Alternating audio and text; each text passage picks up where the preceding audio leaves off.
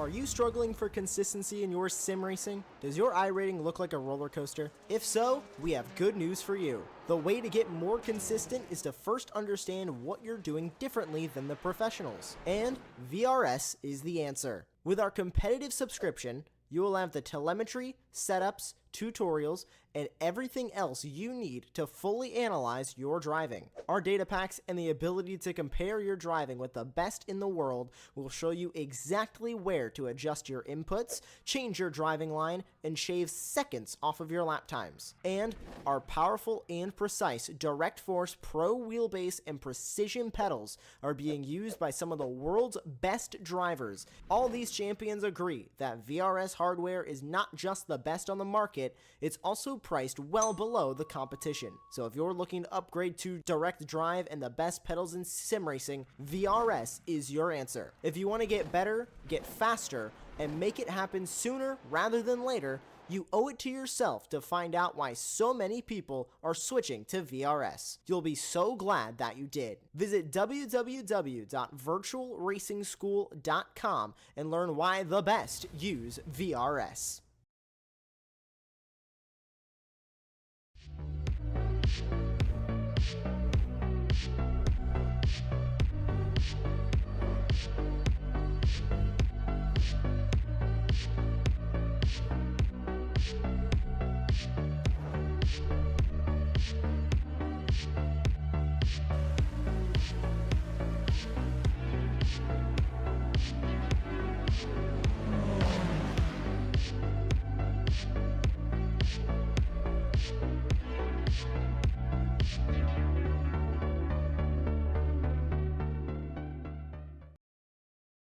Ricmotech, high-performance sim racing equipment.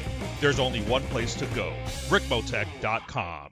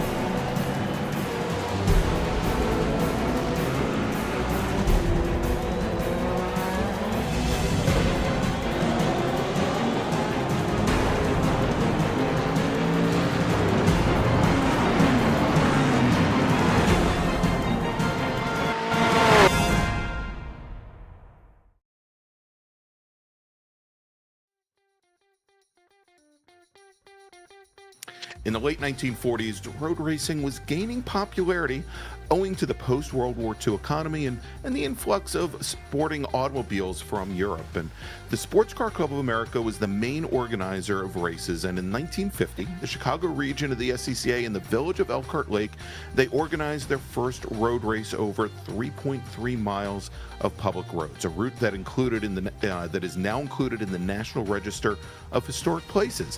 But 2 short years later, with the death of a small boy watching the races on the streets of Watkins Glen, the races on the roads of the Kettle Moraine were no more. And much like in upstate New York, a new era of racing on private circuits began on September 10th, 1955, when the green flag flew on the Road America 500. Hi everyone, and welcome to the park that Cliff Tufte built, the National Park of Speed Road America, for the Season 7 finale of the Extreme Motorsports Ricmotech World Challenge, presented by Performa Elite and Buttkicker here on Apex Racing TV. I'm Greg Ginsburg, and joining me in the announce booth is Larry Lefty McLeod, along with Lee Thompson in that virtual production trailer, bringing you all the best views of tonight's action. And so, hi Larry, and welcome to the home of brat eggers, cheese curds, spotted cow, and the World Challenge finale.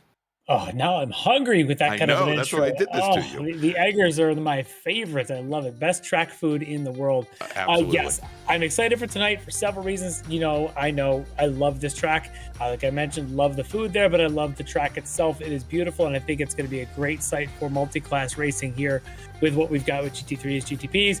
But we're championship night. This is the finale. We've got some really tightly contested classes that are going to come down to the last laps, the post-pit stop stuff, and it's going to be intense seeing who can get max points tonight and end up on top and win our championships. I am super psyched for this. I can't wait to be a part of this. I can't wait to hear all the giggles and the crying and all the ups and downs of everybody here at the end of the night. I am super psyched. I think I can already hear Bobby Childs crying from the pit lane, Larry. Poor Bobby. Poor Bobby. Yeah, you know, and it's interesting because IMSA was just at Road America this weekend. If you were here in the United States, you could watch them running that 4-mile, 14-turn Road America course in the sports cars, in the GT3 and GT4 cars. And even some TCR cars, and well, Trans Am for that matter as well. But here tonight at Road America, the track has changed precious little since it was first opened in 1955. It's still 55 feet wide, pretty much all the way around. It's still really 3 very long straightaways tied together by a bunch of 90-degree turns. It has that kink, that place that dares you to go faster and faster and faster until suddenly you find that strip of grass that tends to cause pains. I think that it really separates the way that people drive this place, separates your setups. I think the long straightaways play into all of this. I love the place. It always races well. I think within the GT3s and the GTPs, this is going to be a fantastic night for racing. I'm super psyched. Let's get this going. Let's go. Let's do it. And what we'll do is we'll turn things over to Kevin Ford. He's going to give us tonight's track guide of the National Park of Speed, Road America. Welcome, everyone, to beautiful Road America, located here in Lake Elkhart, Wisconsin. Great to have you with us as we provide you your track guide today around this amazing 4-mile road course known as America's Nürburgring. Boy, I tell you, this place will allow you to open up the horsepower and really enjoy some speed and action here at this track. Let's head up the front straightaway here, and it is a long one. This front straight is nearly a mile in length, coming in at about 0.83 tenths of a mile. A lot of speed here as we go by the pit exit there to the right. You'll see a lot of fans lined up on the outside of the fences here around the course. Down into turn 1, it's a very fast sweeper. You can see just a little lift of the throttle, throw that car down into the apex. Around the slight right of turn 2 here, we'll head down into the right-hander of turn 3. Very fast exit here. Want to hit that just right. Launch up into a lot of speed here coming down the second straightaway here at Road America, this one being nearly a half a mile in length. Again, a lot of speed and a lot of opportunity for overtaking. Coming down into the famous brake zone of turn 5. Very heavy on the brakes. Going to get that rotation early right down to the bottom. Get a nice launch up off the corner here under the Corvette Bridge. Into this blind entry here of turn 5. Very difficult corner. It wraps up kind of tight on exit. Want to get right back to the left to track out for the entry here of turn 7. And then we're going to head down, hurry down. It's a little short straightaway here into turn 8. Another heavy brake zone. Very tight left-hander. Come off of 8. Set up our entry into the carousel under the big Speedville Bridge here. Turns 9 and 10. A lot of speed, a lot of rotation coming down into the exit here. Get right to the bottom. Come right back to the floor and open her up as we head to the famous kink here at Road America. Very fast right-hander, just a slight lift of the throttle, right back down to the gas. Here we go, down through Kettle Bottoms here, which is the famous backstretch at Road America. This will bring us down into Canada Corner. Another very tight right-hander. Some good speed up off of that corner into turns 13 and 13A. Bill Mitchell bend here. Very tight right or left-hander there. That's tough to get that just right. This will bring us into the final corner here at Road America, turn 14. And certainly you want to get a good launch off that exit because this brings you out onto that 0.83 tenths of a mile long straightaway. Really open up the horsepower as we come across the start-finish line. There is your track guide for the beautiful Road America. Thank you for being with us.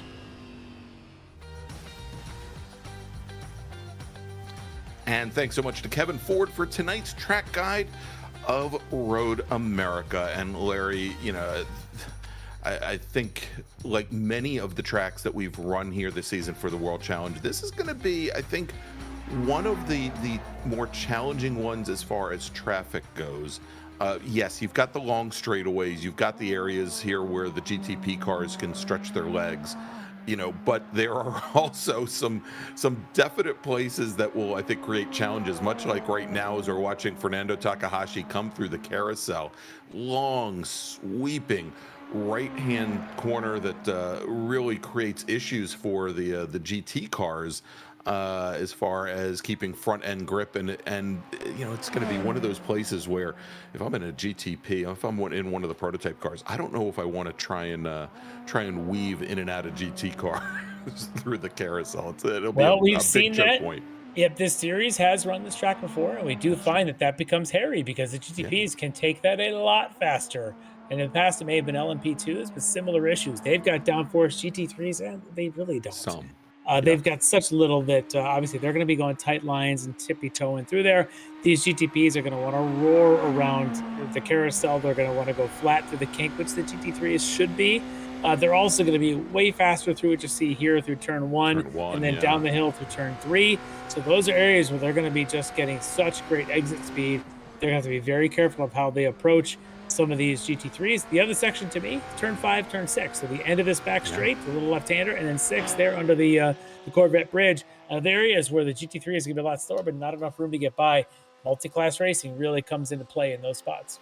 All right, and so we've got our drivers now working, in most cases, their very first flying laps here, and as they're out for qualifying, what we do is we give our drivers 15 minutes to set their fastest lap and set the grid for this evening's race, and we give the drivers 4 opportunities to do so, 4 flying laps.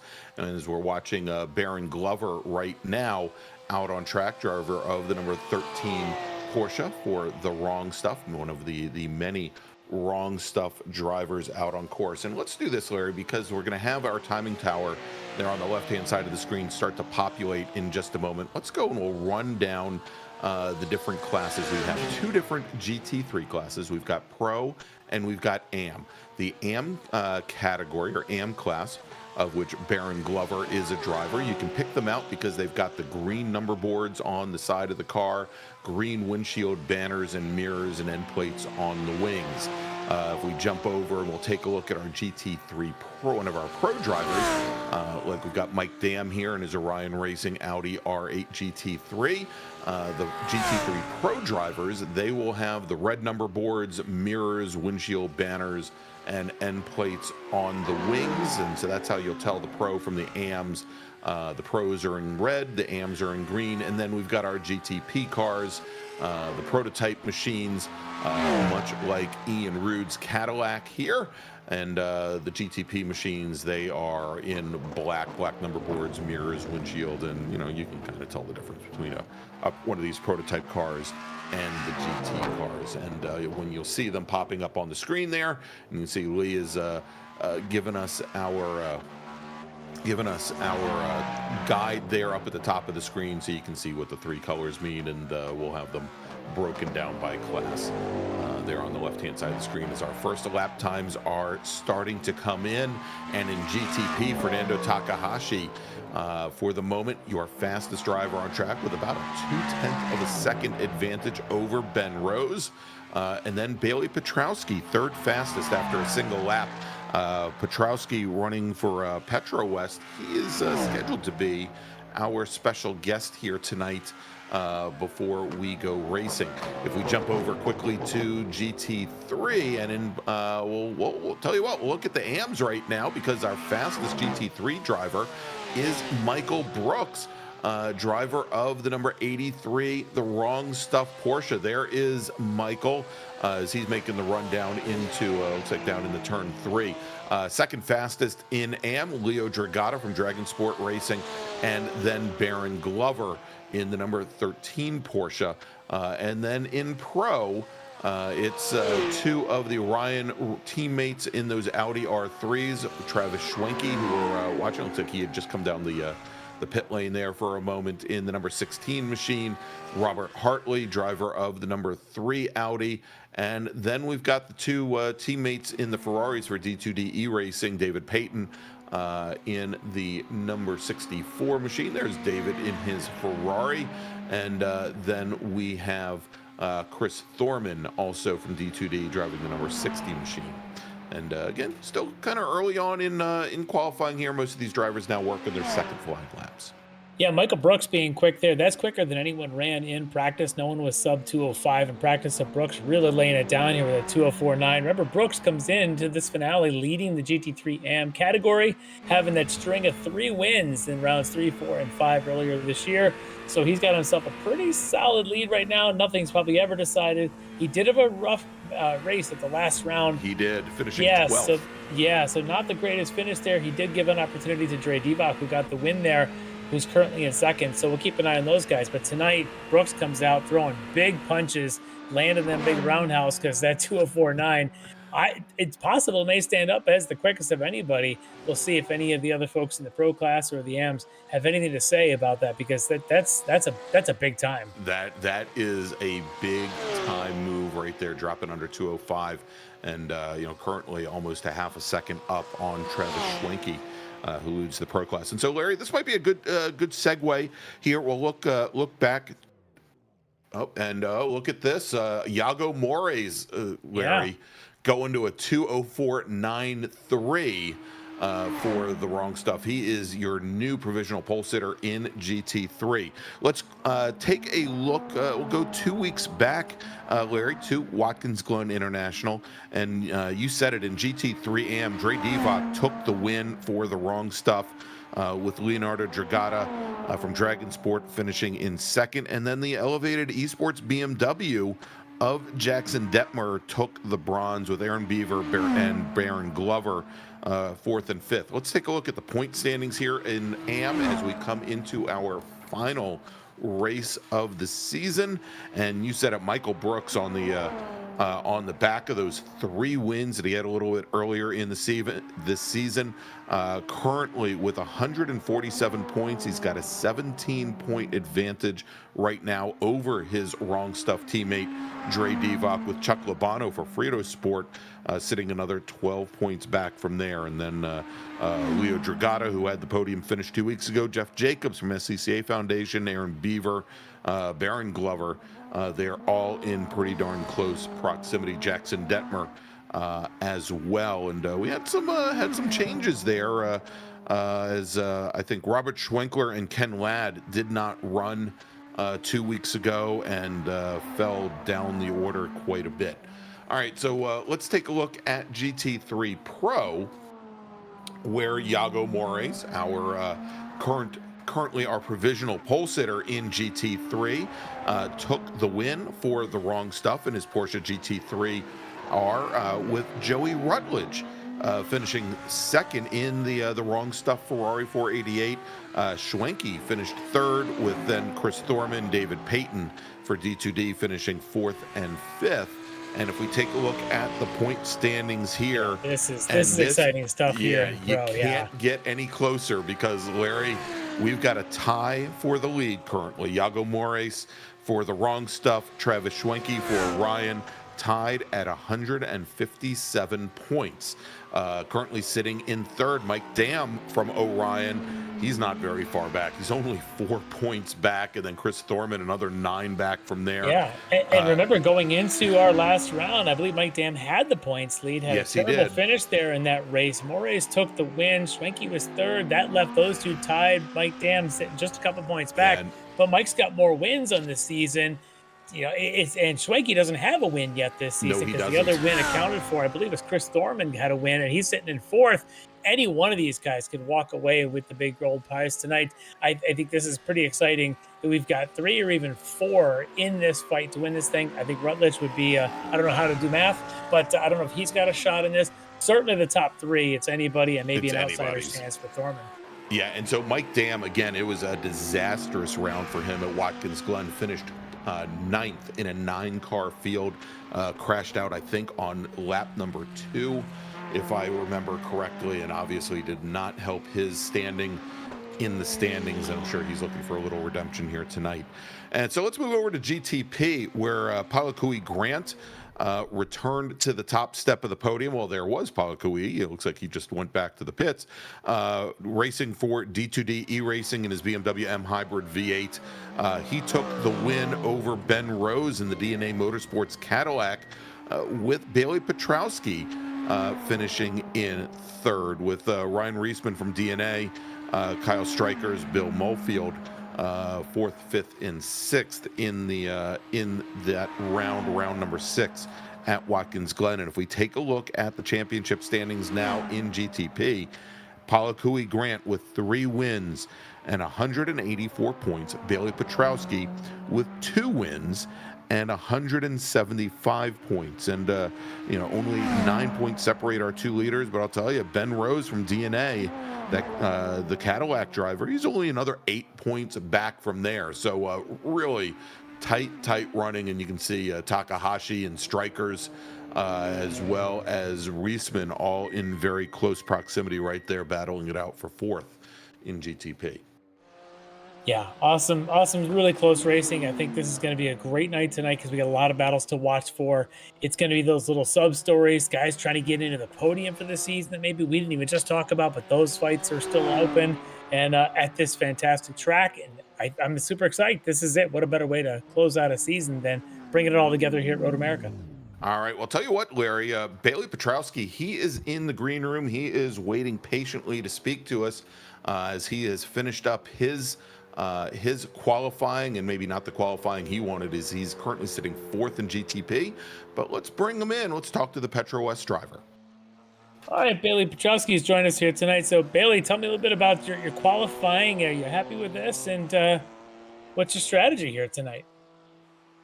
Well, this is probably one of the worst qualifying sessions I've had. I feel like I could have got an easy pole position here, so it's a bit unfortunate. I messed up every single lap I did, but it is what it is. I think I'll be able to work my way back up. I'm pretty comfortable, or feel pretty comfortable in the car right now, so I feel like I'm not in a poor position right now, or too bad of a position, so it could be worse.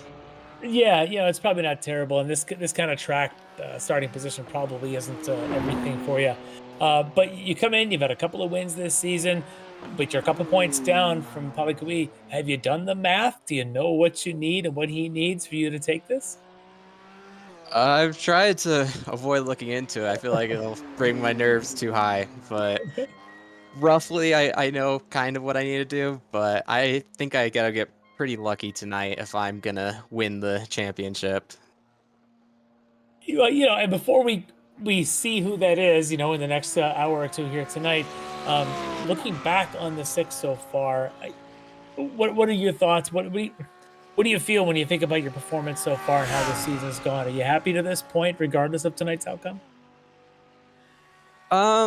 Yeah, for the most part. For considering this is the first league I've ever taken part of, I think I've been doing really good. I've made a lot of big mistakes and I learned a lot from those, so I feel like I'm a much better driver now at the end of the series. But it would have been so much better if I was leading championship and was much more consistent and rather making all the mistakes I made. But otherwise, I think it's still been pretty good performance, and I've had the pace. I just need to execute it. So, have you in the last 2 weeks, have you done anything different in preparing for tonight than maybe you had for previous rounds? More practice, more solo practice, more group practice, anything different? Mainly just different setup style is the main thing that I've changed. I've tried a different program than what I've used before, and different setup changes, just kind of experimenting with it. And yeah, a lot more practice than what I've done in the past, so, or at least a lot more meaningful practice. So yeah. I feel pretty good about it. All right, well, I'll let you get to it. Good luck tonight, and maybe with any luck, we'll talk to you in about an hour and 15. Okay, thank you. All right, there you go. Bailey Petrowski racing for Petro West Racing in the number 15 BMW Hybrid V8. All right, so Larry, we've got our drivers. They are now gridding up on the front straight. Let's run down the starting order. I'll do the GTPs if you don't mind. With Palakui Grant, your pole sitter, with a qualifying time of 146.654. Ben Rose is going to start to his right in the DNA Motorsports Cadillac. Then we've got Fernando Takahashi. He's going to start third tonight in the 79 machine with Bobby Childs driving the number 88 machine here tonight. Then we've got Bailey Petrowski from Petro-West, who we've just spoken to. He's driving the number 15 BMW with Mike Weir, first of our two Canadians in the GTP field. He's driving the number 20 Cadillac. He will start in 6th.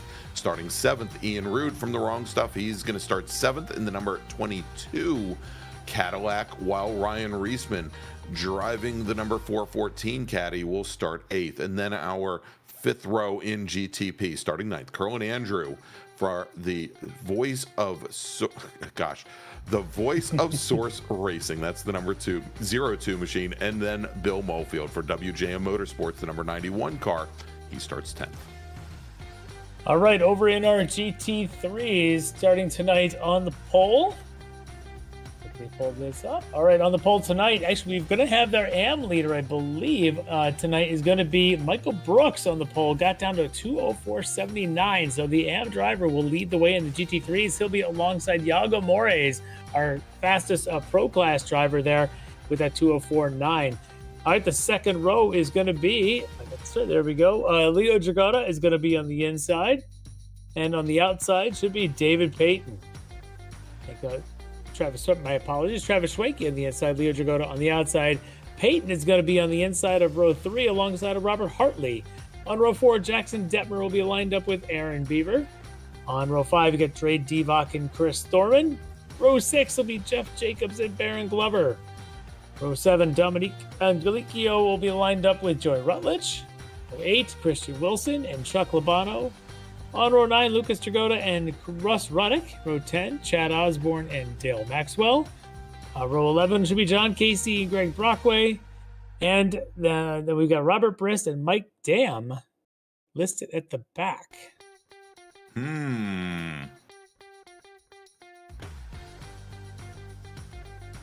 Actually, I'm actually showing Mike Dam as starting 2nd.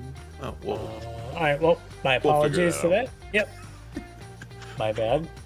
We'll figure that one out, Larry. All right, so as we've got our racers on their pace lap right now, of course, want to thank once again our longtime sponsor, Proforma Elite, and back for the 2nd year this season is Buttkicker, and at the end of the season ceremonies, Extreme Motorsports has at the end of each World Challenge season, one lucky driver is going to receive a Buttkicker Gamer Plus system valued at $279.95.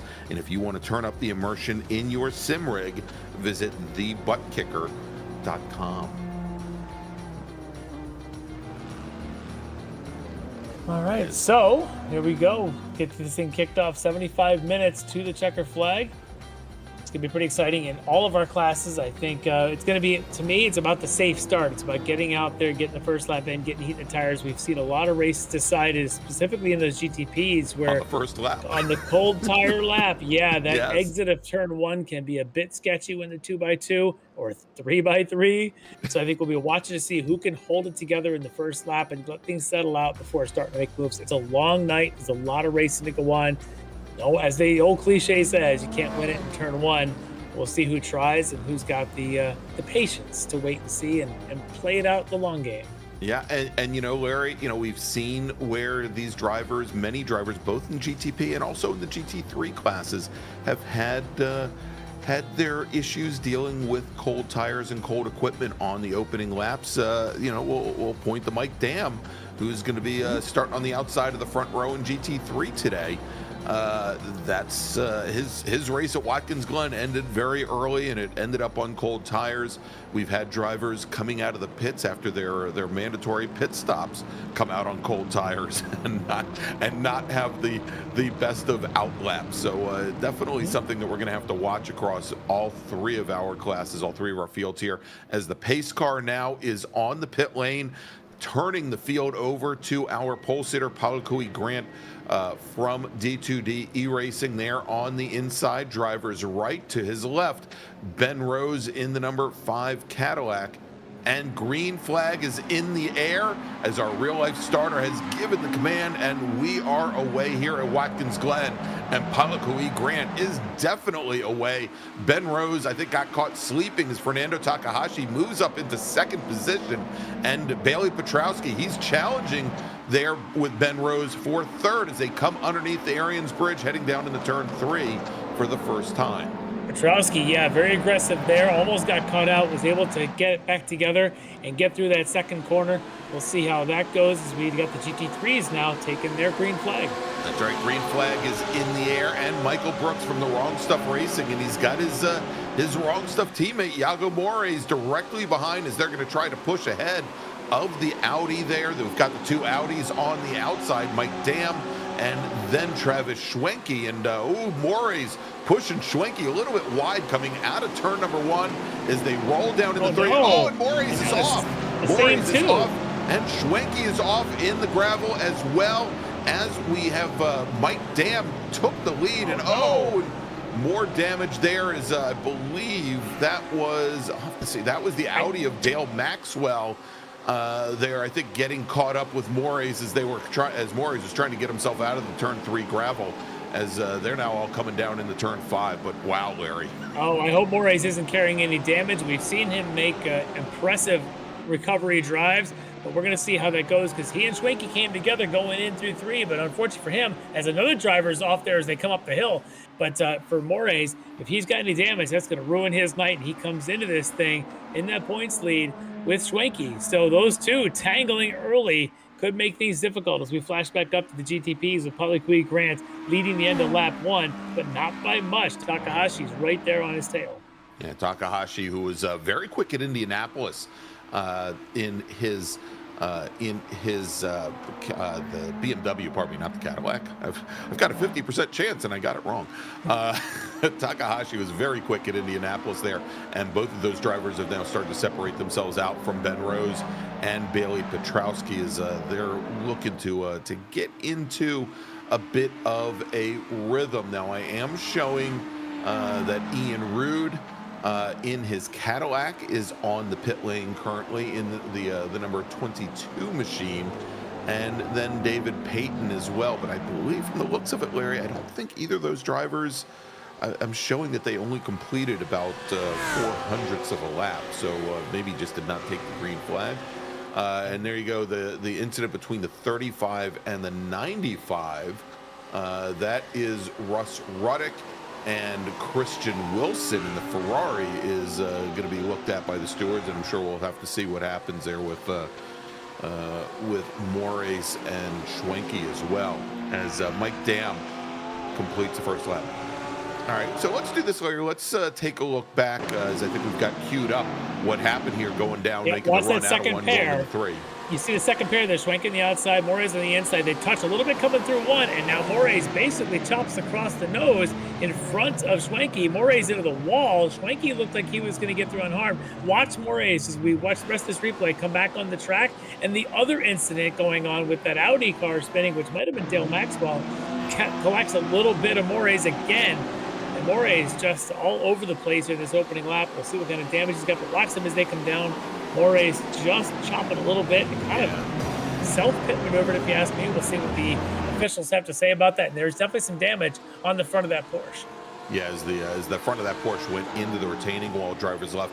And yeah, there was another incident with Dale Maxwell, and I think it was Dale Maxwell and Christian Wilson, the 35 car that was over there on the exit of 3, just as Mores was trying to rejoin.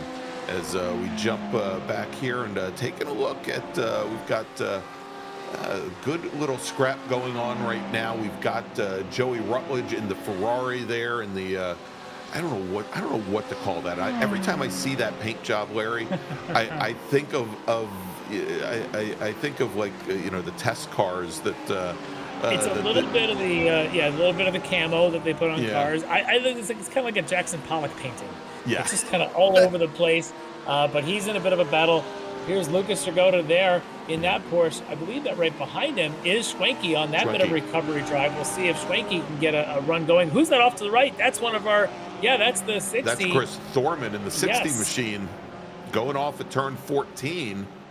Now, his teammate David Payton's been in the pits for 3 minutes, so not a good start for these GT3 drivers on the D2D e-racing team, as 2 of them now going to be near the back of the pack.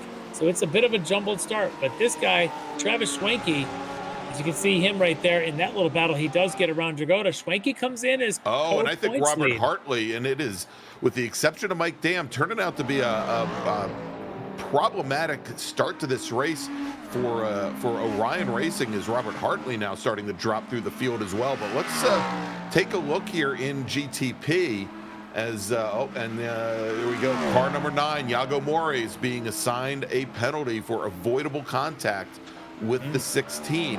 But what we're watching right now, this is the battle for 3rd position in GTP. Ben Rose in the number 5 Cadillac, and Bailey Petrowski from Petro West directly behind Takahashi and Grant. They haven't checked out. You can see them; they're not all that far ahead. Just about a couple seconds in front by lap times. They've been turning about a half a second faster for Grant Takahashi than for Rose and Petrowski. Again, Petrowski, if he thinks he can win this championship, and maybe he can, he's got an hour and 15 minutes to get going.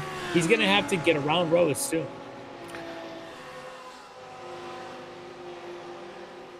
Oh yeah, and so got word what happened with Robert Hartley is he's having some connectivity issues and is going in and going out, and we just had him for a second, and he went out again, and he's now showing down in 28th position. I'll tell you what, that's really difficult for the folks around him because he starts blinking in and out. Yeah. So we'll see what happens there. You can see on the screen there the incident between Russ Ruddick and the 35 car of Kristen Wilson, the Ferrari. Yeah, that is deemed no further action. Interesting on the Moraes penalty, to go back to that, it's a 5-second post-race, which is, in a 75-minute race, not too significant. Doesn't take him out of the chances to win this thing, and now his issues now are he's down the order. He's 15 seconds behind race leader Mike Dam. He's got a lot of time to make up if he thinks he can do it. And then he's got to make up 5 more seconds if he really wants to win this. So he needs about 20 more seconds for Moraes to win this race. We'll keep our eye on that gap. That's right. And it's not an easy 20 seconds, Larry, because, well, there are at this point, let's see, a lot of cars. Exactly. A lot of cars. It's about 12 cars or so. It's somewhere around 14 cars that he has to go around. Yeah, because while the standings on the screen tell you only the GT3 or GT3 Pro or AM standings, it says Moraes, well, he's only in 4th, but he has a whole field of AMs in between. Now there's Travis Schwenke picking his way through traffic. You got Chuck Labano right behind him for Schwenke. You've got Dominique Angelicchio in that 28 car that he just got around. So Schwenke doing a pretty good job here. His next victim, I should say his next target, will be Joey Rutledge there in front of him. I would say, so Larry, Mike Dam is currently your GT3 leader. There are then Michael Brooks and 7 more GT3 AM drivers directly behind Mike Dam. And so Joey Rutledge, who is currently running 2nd in Pro in that Ferrari, he's got to find a way past 8 drivers in order to even contend with Mike Dam for the win tonight. So the other thing I wanted to mention is Yago Mores. We saw the contact with the wall. We saw the contact with the spinning car. And I was curious about his damage. His last lap time at 2:06.9, which I believe is like the 3rd quickest lap out there, behind Mike Dam's 2:06.5, Michael Brooks' 2:06.4. Schwenke also did a 2:06.9. So I don't think there's any noticeable damage, but I guess at this point, only Yago can tell you if that car is having any ill effect. We'll keep our eye on him. Oh, no, for Joey Rutledge. He's going around. Did he have help? And he may have. And more as they're coming in through turn 14. That was Labano in the 34. Chuck Labano goes off as well as he was trying to avoid the machine there, driver's right.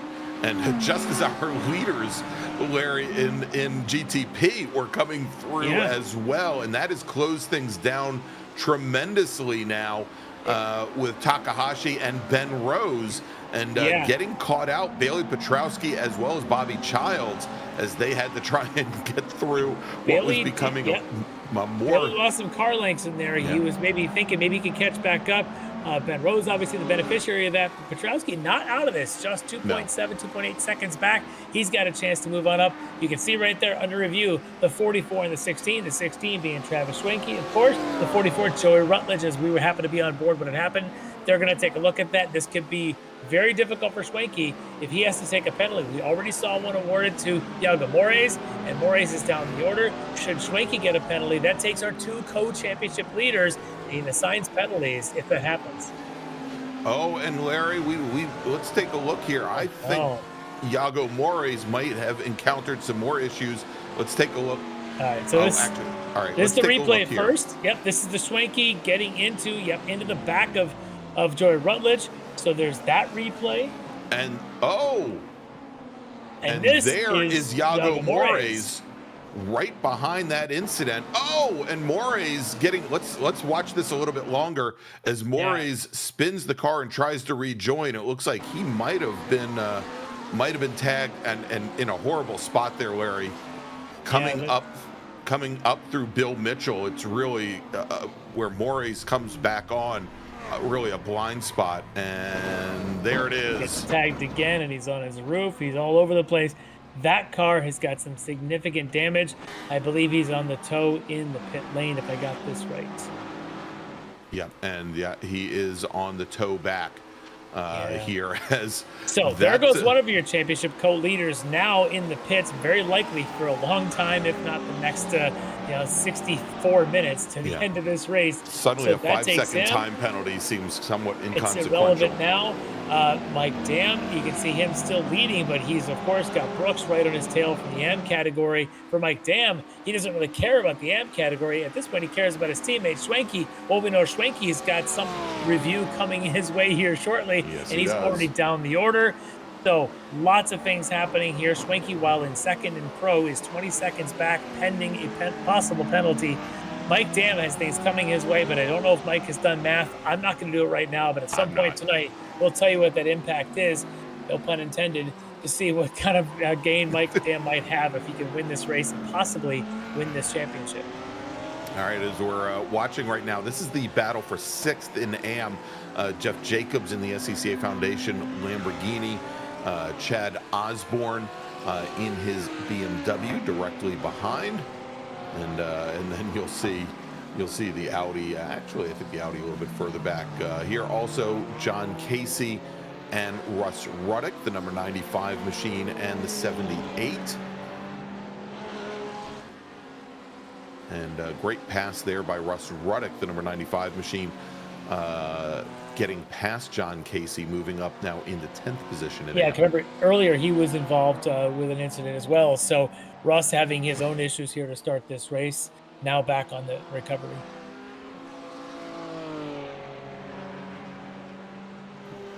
And so, Larry, I'm looking up and down the order here. And, we were talking about the huge chasm between Mike Dam and the next GT3 Pro driver, and as best I can tell, there are now only 3 GTP Pro drivers still on course here. Let's jump back over to this battle. This is the battle now for 2nd in GTP. And Larry, it's Takahashi, it's Rose, and it's Petrowski all lumped together, coming out of 3, making the run down the 5. Whoa. This looks like one of our Spec Miata races over there in the Street Tuner category on the CSI. I can't believe it. Touring Car Cup, in the Touring Car Cup, because these guys are racing like they're Spec Miatas, nose to tail. This is crazy stuff. Petrowski, of course, wants to take the fight to Polyquid Grant. He's 4.5 seconds down. He's anxious, but we know that Takahashi's been aggressive all season. No different here tonight, as he's right now back in the 3rd of this pack, 4th overall in class. This is intense stuff, and one of them needs to get out of this as they're catching up to Polyquid Grant before he runs away with this. That's right. And so we're sitting on board now with Takahashi, who's found himself back in 4th. Ben Rose, your new 2nd place runner in the number 5 Cadillac, Bailey Petrowski, moving up into 3rd. But all the while, Larry, our leader in GTP, he's barely even in the shot any longer. Polyquid Grant now opening up almost a 4.5 second advantage over the rest of the GTP field. Probably. Yeah, and Larry, we just got word back from race control. Travis Schwenke did receive a drive-through penalty for his impactful driving tonight and getting into the back of that Ferrari a little bit earlier.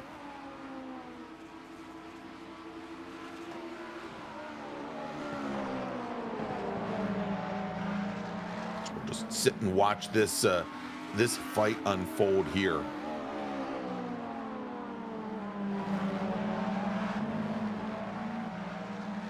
We'll see if this settles at all, but we know they've got to maintain pace with Grant, who's running in the 1:49 range. These guys last time by for Rosa Petrowski were 150.3, 150.5. So about a second. Yeah, that's a lot of time lost while they were fighting. So if they can settle down and settle in, maybe they can maintain pace. But whoever the fastest here is probably got to get to the point and start pulling the others along instead of fighting and fighting. Otherwise, they just lose ground. Ooh, and dropping a wheel coming out of turn number 6. I was just going to say, Larry, and I didn't want to jinx him, but I saw Bobby Childs at the tail end of that last shot, and looks like he's having a couple of challenges there coming through turn 8. The Swanky now in the pits on the jacks even. We thought maybe he was just doing his drive-through. That's a lot more. That's not a drive-through. In fact, that's kind of the opposite of not technically serving his penalty, but I'm wondering if he had some damage or something else. That's an early pit stop. If it's we expect one stop tonight, probably around the 40-minute mark, not here at the 16-minute mark. No, yeah, a little bit early tonight. We expected that the GT3 cars could maybe go, if they pushed it, maybe to the 44-minute lap, or probably a 44-minute range, around 21 laps or so. And we're barely halfway into that right now. We're just barely over 15 minutes. A lot of action in those 16 minutes so far, though, with, as we mentioned, more than half the field of the GT3 Pro class already seeing lots of pit time down there. And if I'm Travis Schwenke, I would do everything I can to get out of the pits. He's been in there for over a minute now, but knowing that Moraes is also under repairs, and I think Moraes may be out, but also knowing that Mike Dam isn't done yet, there's only 3 other cars running. If Schwenke can get back in, if something happens to Dam, Schwenke can still do this, because at this point, if you're moving, you're 4th place in GT3 Pro. Well, and there's the answer to your plea, Larry, is Travis Schwenke is back underway, goes down that long pit lane. About a minute 17 of possible repairs. But again, that also would not serve as a penalty. Right. Because you have to do a drive-through if it's a drive-through, meaning no pit stop allowed. So he'll have to make one more pass down what I believe is the longest pit lane in North America. Yes. And again, Larry, by my calculations, I don't think his stop was within the regular pit window for those cars. He's likely going to have to take 2 more trips down that pit lane. Yeah, once for the penalty and once for an actual stop. So he must have had some damage. Look at this as he comes to he goes to hit the brakes there, and on the inside. Oh, Brooks had some designs on taking over the lead there. Yeah. And look at this, Larry. We hadn't really paid much attention, but Leo Dragata he's just kind of, I don't know, stalking hanging back around. there. He's hanging around. He's there just waiting to see the next time that Brooks tries to go deep into a corner. Yeah. Well, we've seen this throughout this season. I think as the season's progressed, these Porsches tend to be pretty strong, and as good a pedaling job and as good as the Travis Schwenke setups are on these Orion Audis, I'm still wondering if the Porsches possibly could be a quicker car, which means anybody in a Porsche, not to say they're not as good a driver, but it gives them good odds. Maybe the car is easier on setup. Maybe it's more consistent on the set of tires. Whatever it is, these Porsches tend to be in great numbers near from the field. So you got Dragata, you got Brooks now hounding Mike Dam, and potentially with an easier car. And by the looks of it, their brakes are way better than that Audi, because Brooks just about passed him, easily breaking 1 or 2 markers later than Mike Dam was. Let's see if that plays out going into 1, as Brooks now has to worry about Dragota behind him. Even though he's not playing for class with Mike Dam in front, Dragota behind him is directly competing with Brooks. Well, so and on the last lap, Dragota was almost 0.3 of a second faster, and this time by as they crossed the stripe, and I think a lot of this was there was time lost by Brooks in that attempted pass down at turn 5, but this time Dragota almost 0.2 of a second faster. So he's picking up ground, and he's picking it up quickly. Well, at some point, like I said, Brooks may have no choice but to make a move, or he's going to have Dragota right there inside of his engine cover.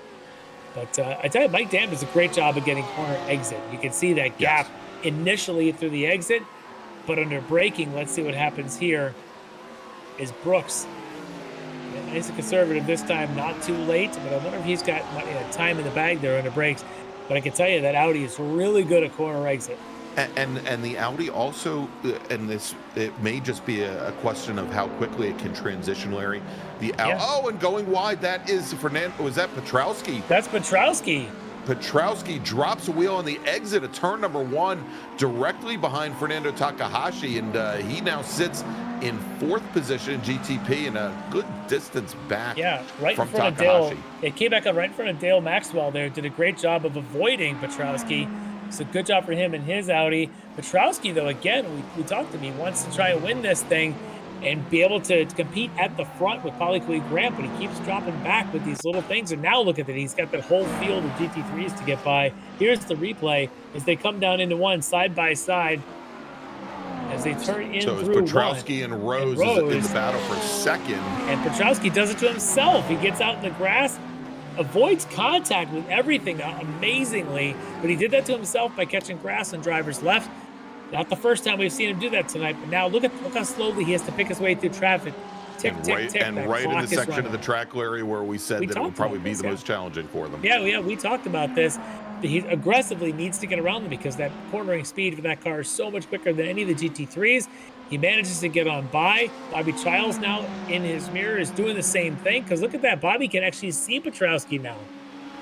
Well, he had a very good view of him as he was about 6 feet into the grass. Let's watch this replay of Bobby. Yeah, Bobby going around the outside. Look at the speed difference going around the carousel right into the grass at nearly the lowest point at Road America and back on like nothing.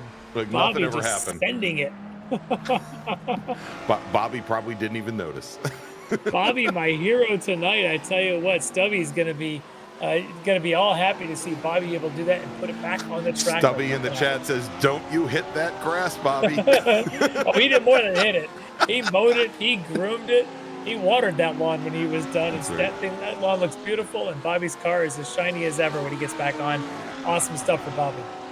And if Bobby ever needs another day job, I guarantee you, after that exhibition, the folks at VIR are looking for a new groundskeeper.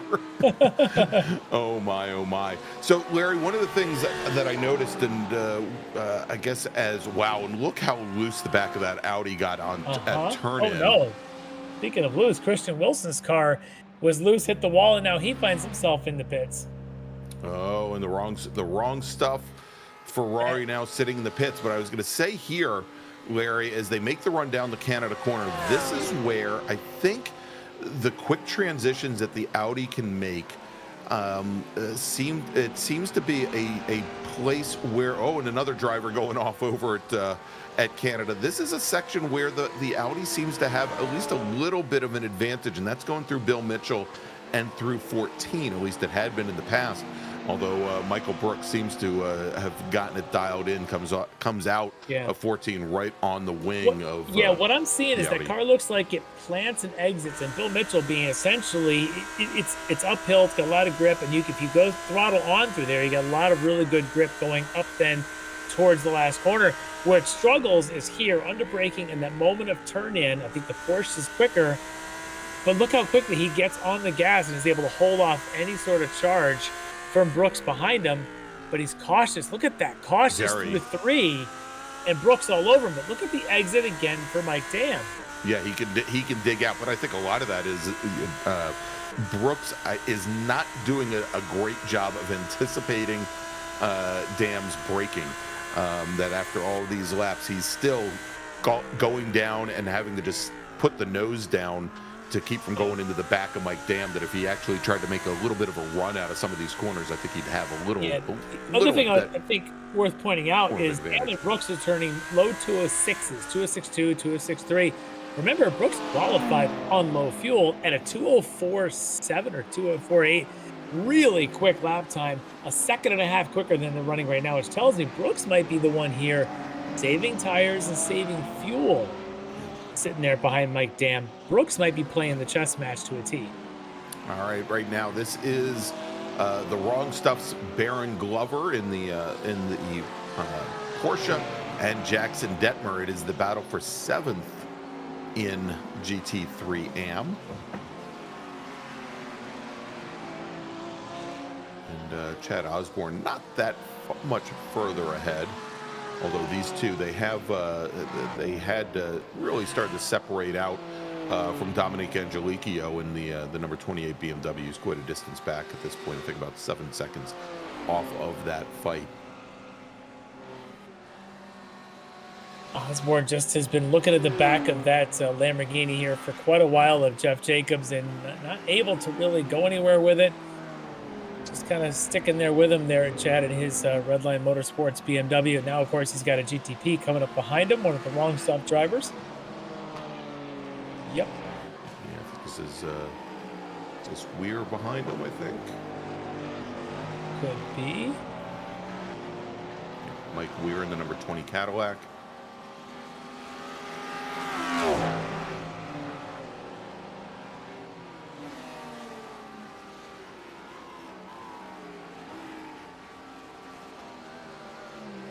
Watching those cars glide through these fast sweeping. It's a 90-degree corner, but that turn 1 here at Road America is so fast.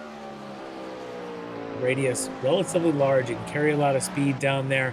But then you get down to turn 3, and it's just so difficult. It kind of has a little off camber to it. Yes. But it's probably one of the more critical corners because this back straight is extremely long as Weir then makes the pass by one of the GT3 cars. And look how much speed even here at the slowest corner of the track, carrying through turn 5. Very smooth.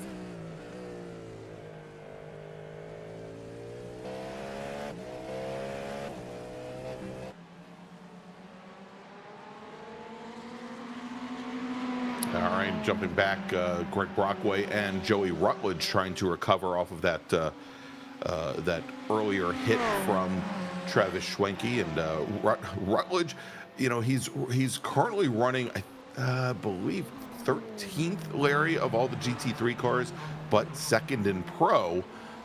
You know, at this point, there are only 3 pro drivers left circulating. It's Mike Dam, it's Rutledge, and then Travis Schwenke, who is still 4 cars back. And as best I can tell, Schwenke still has not served that drive-through penalty. I don't think he has either, as he's about a lap or so down, but I would expect him to be pretty far if he would have served that penalty. I'm checking now to see if it's possible to still showing tell. only one run through the pits. So we'll keep an eye on that. I would have expected that the stewards would make him serve that within a reasonable time, and so I'm a bit surprised that he hasn't yet. I'm sure there's other discussions going on, but we'll see as we're getting up to that nearly the 30-minute mark of the 75-minute race. And like you said, only 3 GT3 pros still in the field, so hanging on to a third in any means is still third place points. Rutledge here sitting in that 2nd place spot. Probably pretty happy with that, but not happy that he's 50 seconds down from race leader Mike Dam.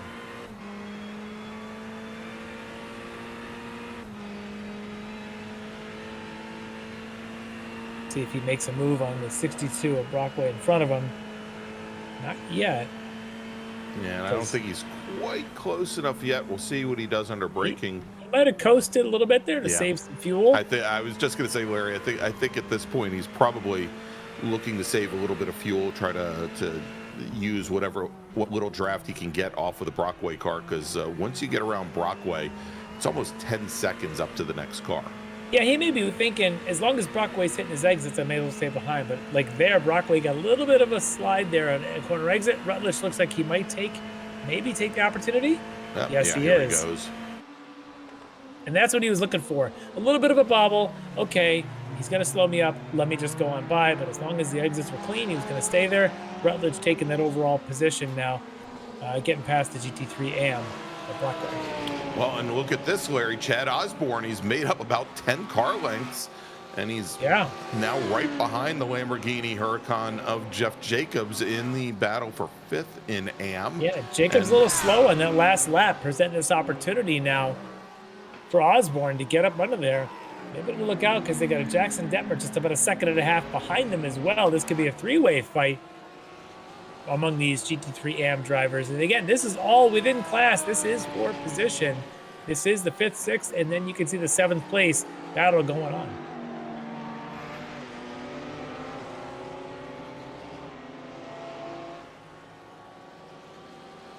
Jacob's able to square up and get going again, but whatever that was that cost him that 1 second or so, I'm sure Chad Osborne is pretty happy to see it, but can Osborne get by? Can he do anything with it?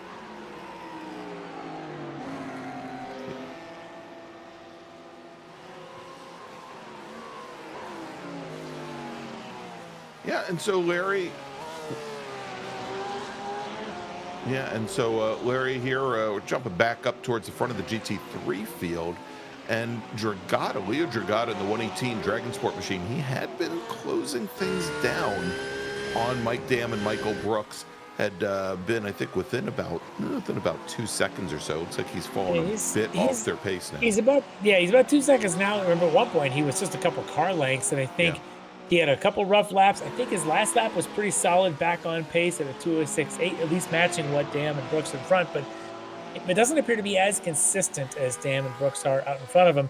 But certainly within shot of this, just not as much pressure on the back of Michael Brooks, probably as he would like to apply. Brooks now can kind of go back to the mode of settling in, saving fuel, whatever he's doing, until possibly Leo gets back in there. And there you can see on the screen, thanks for the graphic, the last couple of laps between the two of them.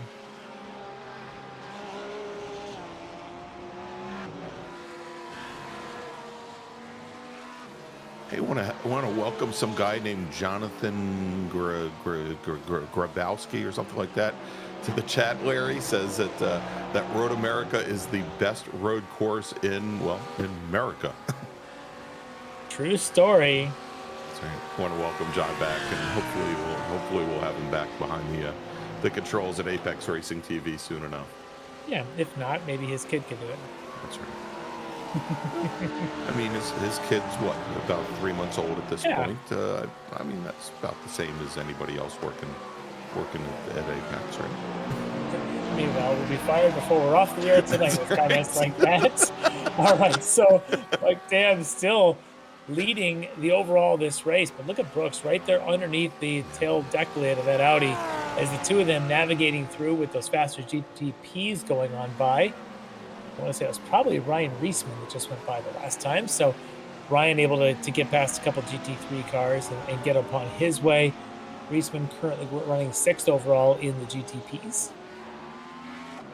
You know, and so far, Larry, our leaders here in GT3, Dam and Brooks, they've been the recipient of precious little traffic that they've had to work through. Obviously, they've had to worry about the GTP cars coming through. Is Fernando Takahashi, the first of our GTP drivers to come down the pit lane, or at least what we assume would be a scheduled run down the pit lane, as the number 79 machine is going to pit in on lap number 19.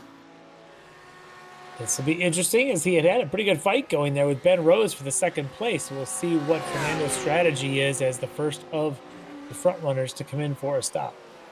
And that is solidly within the pit window, Larry. We thought that the pit window for GTP might open up around lap number 15, so he's a couple in there as we're just about at the top of the hour. And I hate to do this as we're watching this great fight here between Brooks and Dam, which you realize is just gonna change as soon as we go to break. But let's do this. Let's take a quick break. Let's thank some of our partners and sponsors, and when we come back, we'll take you all the way to the checkered flag here at Road America, where you're watching the season finale of season number 7 of the Extreme Motorsports Ricmotech World Challenge, presented by Performa Elite and Buttkicker, and we'll be right back. Ricmotech high-performance sim racing equipment. Whether you're just looking to have fun, train for race day, or become a serious esports competitor, Ricmotech has you covered. Hundreds of name brand parts. Support from experts that love sim racing. Trusted by the pros. There's only one place to go, Ricmotech.com.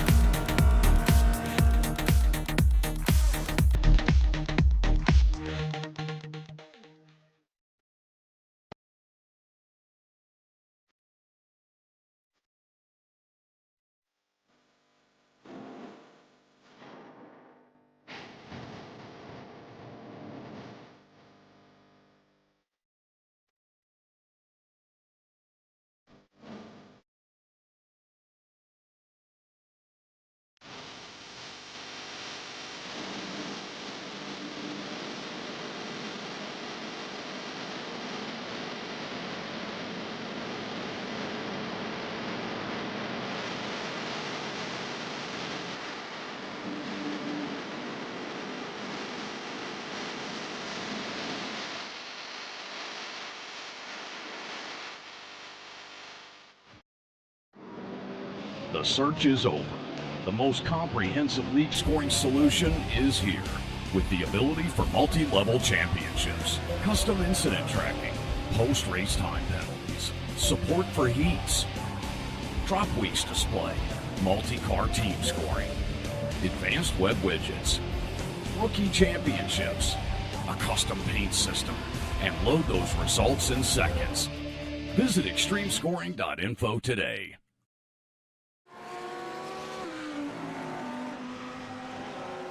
And welcome back to Road America for the season finale, round number 7 of the Extreme Motorsports Ricmotech World Challenge presented by Performa Elite and Buttkicker. I'm Greg Ginsburg along with Larry Lefty McLeod. And Larry, when last we left our leaders, Mike Dam and Michael Brooks, our GT3 leaders, that is, they were, within a car length or so of one another. And right as we went to break, Mike Dam, I think, started to turn up the heat a little bit on the Porsche driver and was able to separate out by about 10 car lengths. But now, in just a couple of corners, Larry, side by side, going into Canada.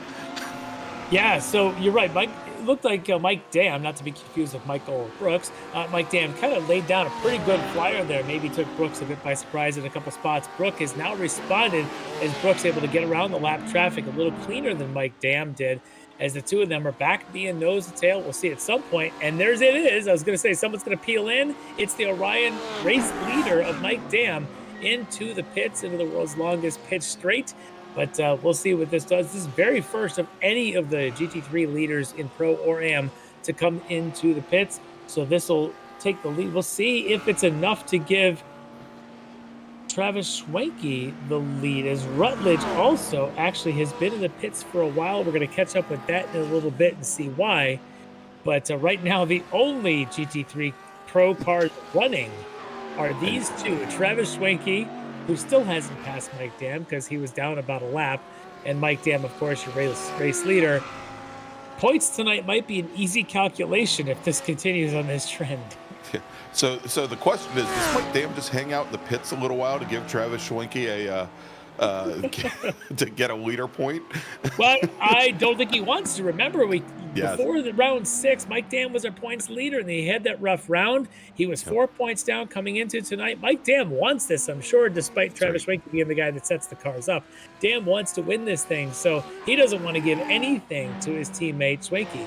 Now, there's a shot of Joey Rutledge in that beautiful Jackson Pollock livery that he's got, that he mentioned a couple weeks back that he paid for. Darn it, he's going to use it. He's going to use it. Unfortunately, he's getting great video time here on minute 4 in the pit lanes. Oof. So Joey Rutledge currently out. actually might be returning to the track. We'll see if he starts resuming. Again, resuming puts you in third place here in GT3 Pro. Yeah, exactly. He's not that far behind Travis Schwenke at this point. He's not. In fact, he's about 1.7 laps behind. That's it. And we know Schwenke still has to make 2 runs down the pit lane, including one of them for some fuel. So it's not over yet between Rutledge and Schwenke. Rutledge back in the pits. It may have been a timing trying to tell me what it was doing, but Rutledge is still in the pits. Yeah. No, he hasn't moved. And here's something precarious, and I'm wondering if he had gone off. Bobby Childs, who had gone down the pit lane, now has dropped much further down the order than I would have expected him to. He's currently sitting 25th overall, as we now have Ben Rose coming down the pit lane, and he is going to take his stop. He's pitting in now from 3rd in GTP, and we'll have to see if he can come out ahead of Fernando Takahashi, who was the first of our GTP drivers to pit. I believe Ryan Reisman is also from GTP, been in the pits, and he's now on his way out there. You can see him moving just in the pit lane as the field, this Jackson Detmer and this pack goes on by. Detmer with his own pretty cool livery there with a bit of the zebra stripes. Is it white with black stripes or black with white stripes? A little bit of both.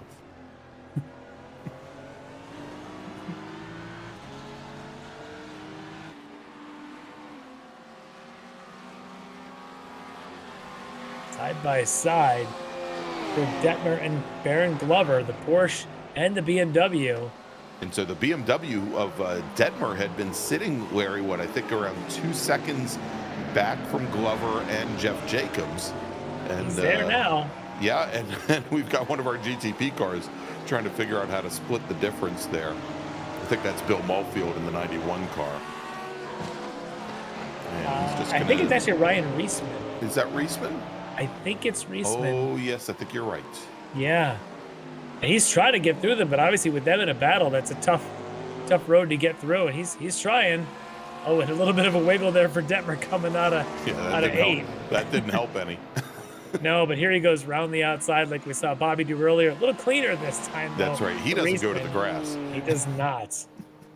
All right, Bailey Petrowski now pits in, Larry, and pits in from 2nd. Yep, we'll see now.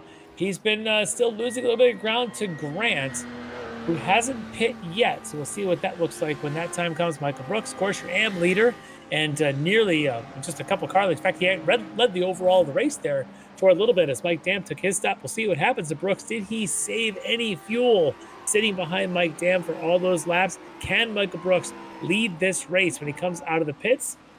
Oh, the pit stall way at the front from his qualifying position, all the way at the front of pit lane. Got to feel like eternity. There's Mike Dam coming out of Canada. No pun intended for the Canadian. Heading towards Bill Mitchell Bend. We'll see where didn't get stuck at the border this time, huh? And yep, and now he's got on his inside. That is Ben Rose. So a little bit of a compromised exit for Dam, and I'm looking for Michael Brooks now exiting the pits. Yeah, might be taking the lead back. It's going to be close here. There's Dam. Dam is about halfway down the wall, just crosses the finish line, and he's going to come out about 3 car lengths back as Brooks is just now getting up to speed. And, we'll have to see. Again, cold tires possibly here for Brooks as Dam is going to follow him down into turn number 3. Interestingly, Mike Dam's pit time on my scoring was about 2 seconds quicker than Brooks, but Brooks's overall pit lane was 3 seconds faster. Now, I'm assuming neither one of them fed in the pit lane. Perhaps Mike Dam a little bit slow, or maybe Michael Brooks just did a better job of waiting on the brakes or getting out of there. Either way, Petrowski has some issues coming through 5 right in front of Ben Rose. I tell you, Petrowski's been using a lot of edges of the grass. Not quite Bobby Child's amount of grass, but Petrowski's been grooming, whether it be the exit of 1, the exit of 3, or in that case, what was that, the exit of... that was coming out of 5. 6, 5, all of them at this point.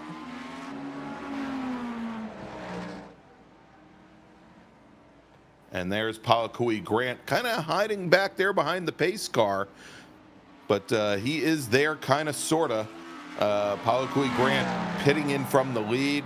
and taking fuel. We'll see where he comes out as we watch the battle for second in GTP now, making the run down the Canada corner.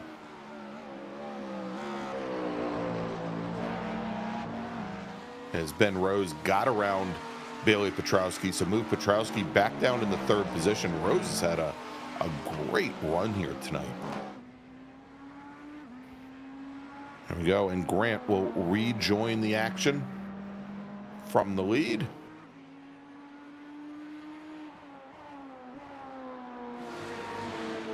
He's got to be thinking now, just for Grant at least, just be conservative and don't mess this thing up. Meanwhile, this is a fun little battle as out front of this group.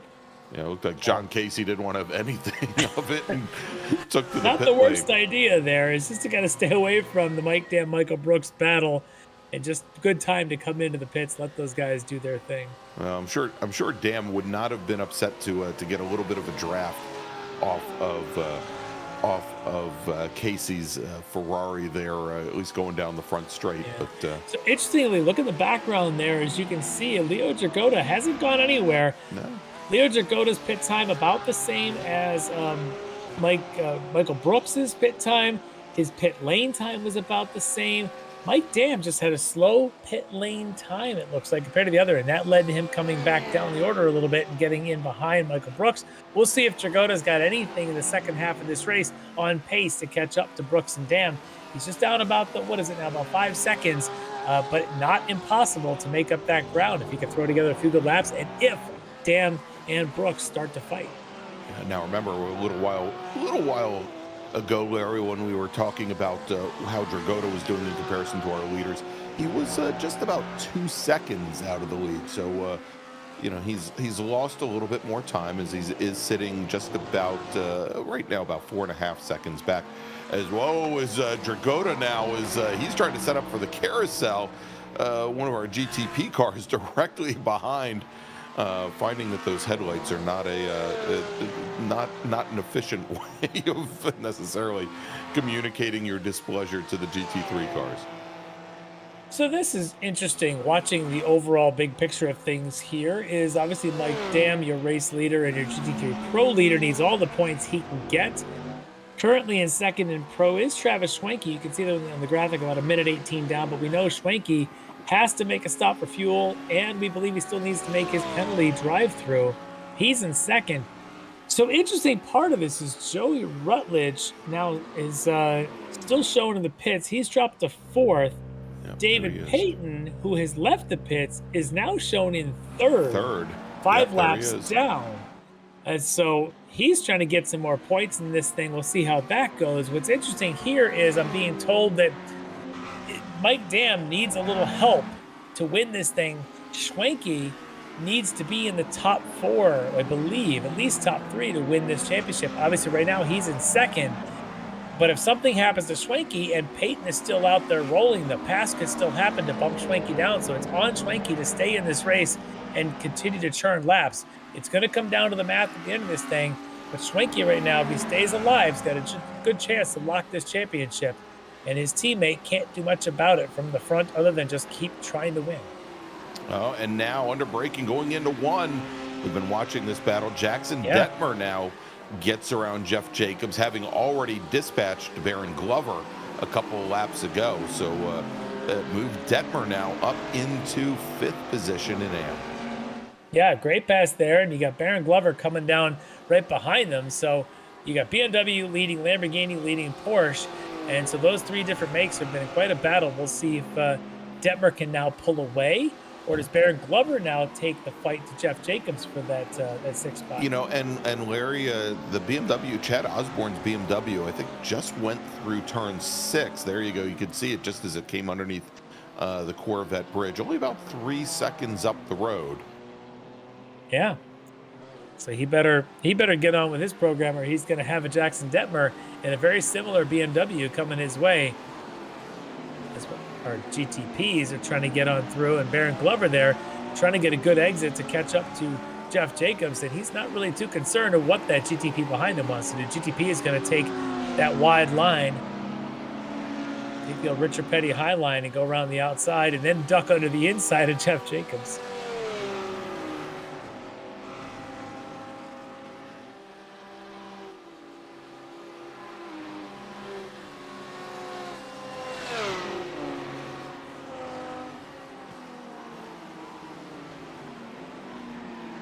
we're now 50 minutes into the 75-minute race. So just about 25 minutes now remain, if I correctly. Yep. And you So, said you didn't want to do math earlier, so. Yeah, so just kind of looking at some things. We're 25 minutes from this thing being declared and checkered waving and all that good stuff. With Michael Brooks leading AM and coming in the points lead in AM, he's got a pretty good shot to close out this championship. But it gets interesting behind him because Dre Divock came into it tonight with 130 points. Chuck Labano came in third at 118 points. So you see Labano, he's a lap or two down, kind of out of this thing. Down. Yeah. Behind him is Leo Jagoda was fourth in this thing at 113 points, 5 behind Chuck Labano. And you see him running up there second in class right now. He's going to pick up good points if that maintains. Then you got Jacobs, Aaron Beaver, Baron Glover, the next three, and those three sitting on 107, 103, and 100 points.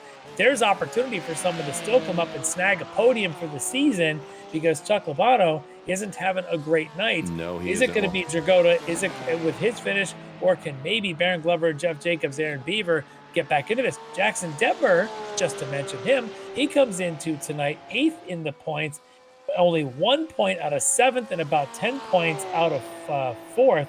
So again, this isn't over yet for any of these guys. They're all fighting for season positions, and you can see they're still fighting for positions on the track as this race progresses.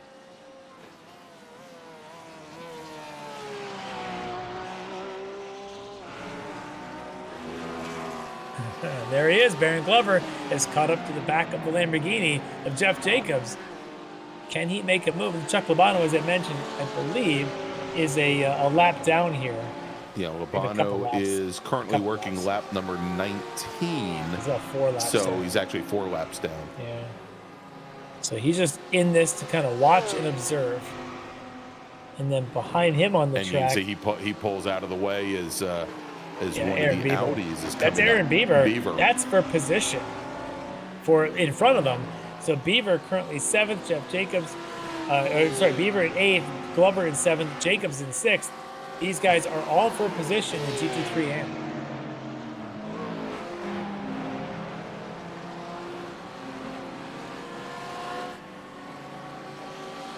And Ben Rose once again having to take evasive action. And here we go. Larry heating up again. Ben Rose and Bailey Petrowski. Petrowski recovered off of that earlier run around the outside of turn 1. We'll see here as they are all trying to work their way through traffic, and looks like the back of Rose's car a little bit loose going into turn 1 that time by, not getting a great exit out. But Petrowski not able to do much about it as he was having to work his way through that GT3 traffic and trying to find his way around Jackson Detmer. Well, Petrowski has been the quickest of the GTPs over the recent laps. Obviously able to close up on Ben Rose for this, to be able to even have a chance to fight with him for the second spot. Petrowski wants to catch Polycui Grant. That's about 15 seconds up the road, but if he can't get there, he'd love to clip Ben Rose and see if he can maximize points tonight. This is going to be interesting. Can Petrowski continue this charge to the front of the field?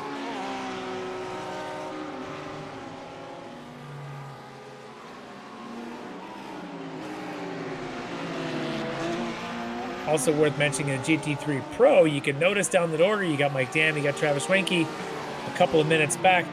See the name in third now. It's back to being Joey Rutledge, and David Payton is back in the pits, leaving Rutledge in third because Rutledge has finished his repairs and Rutledge has rejoined the field and moved past David Payton. So again, Schwenke has to finish this race if he wants a chance in the championship.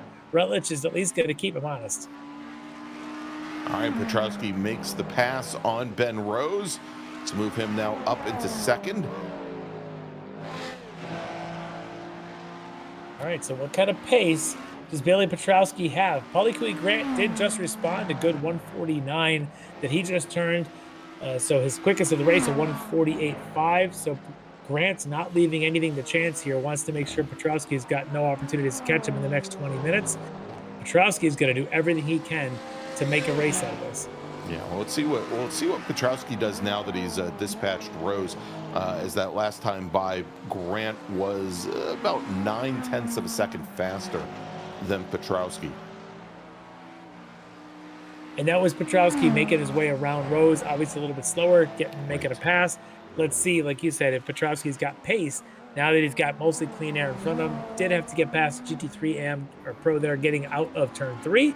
It looks like he's got a clear chance for at least a couple more corners to lay down some time and make some ground up on Polycui Grant.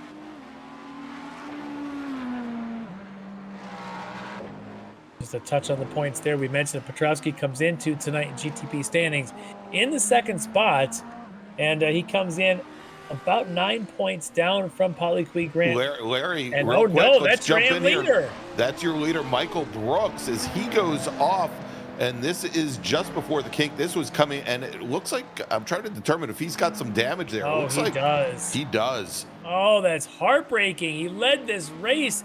He led his class, and now he can't even drive in a straight line, unfortunately. And there you can see the graphic. He got involved with the number 2. And the number Yeah, let's 2 take a is look at the Curlin replay here, Andrew. Larry. Yeah. And I thought it would be coming around the carousel. You and talked there about is, it the in the number 2 opening. GTP car. Oh, that's awful. Yep. So while Curlin Andrew is avoiding to going into the Bobby Childs line of grass out here, he instead clips Brooks and pushes him into the inner wall. That is heartbreaking for Brooks. Now, again, Brooks comes in as a significant margin points leader. There's another replay of it as they just come off of that corner and clip going underneath that bridge there. And for Brooks, that's going to be tough. He's going to have to try some repairs as he's trying to avoid traffic, and I'm seeing got some traffic in his way.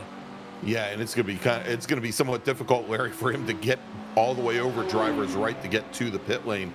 As we jump back to some of the action here, and Jackson Detmer has caught up to the back of Chad Osborne. And again, this is a battle for position in GT3 Am as Osborne is fighting to keep his BMW on the pavement coming out of turn 1, but now give the position to Detmer, who's just now moved up into 3rd. And drops Baron Glover now, or probably drops Chad Osborne back into 4th.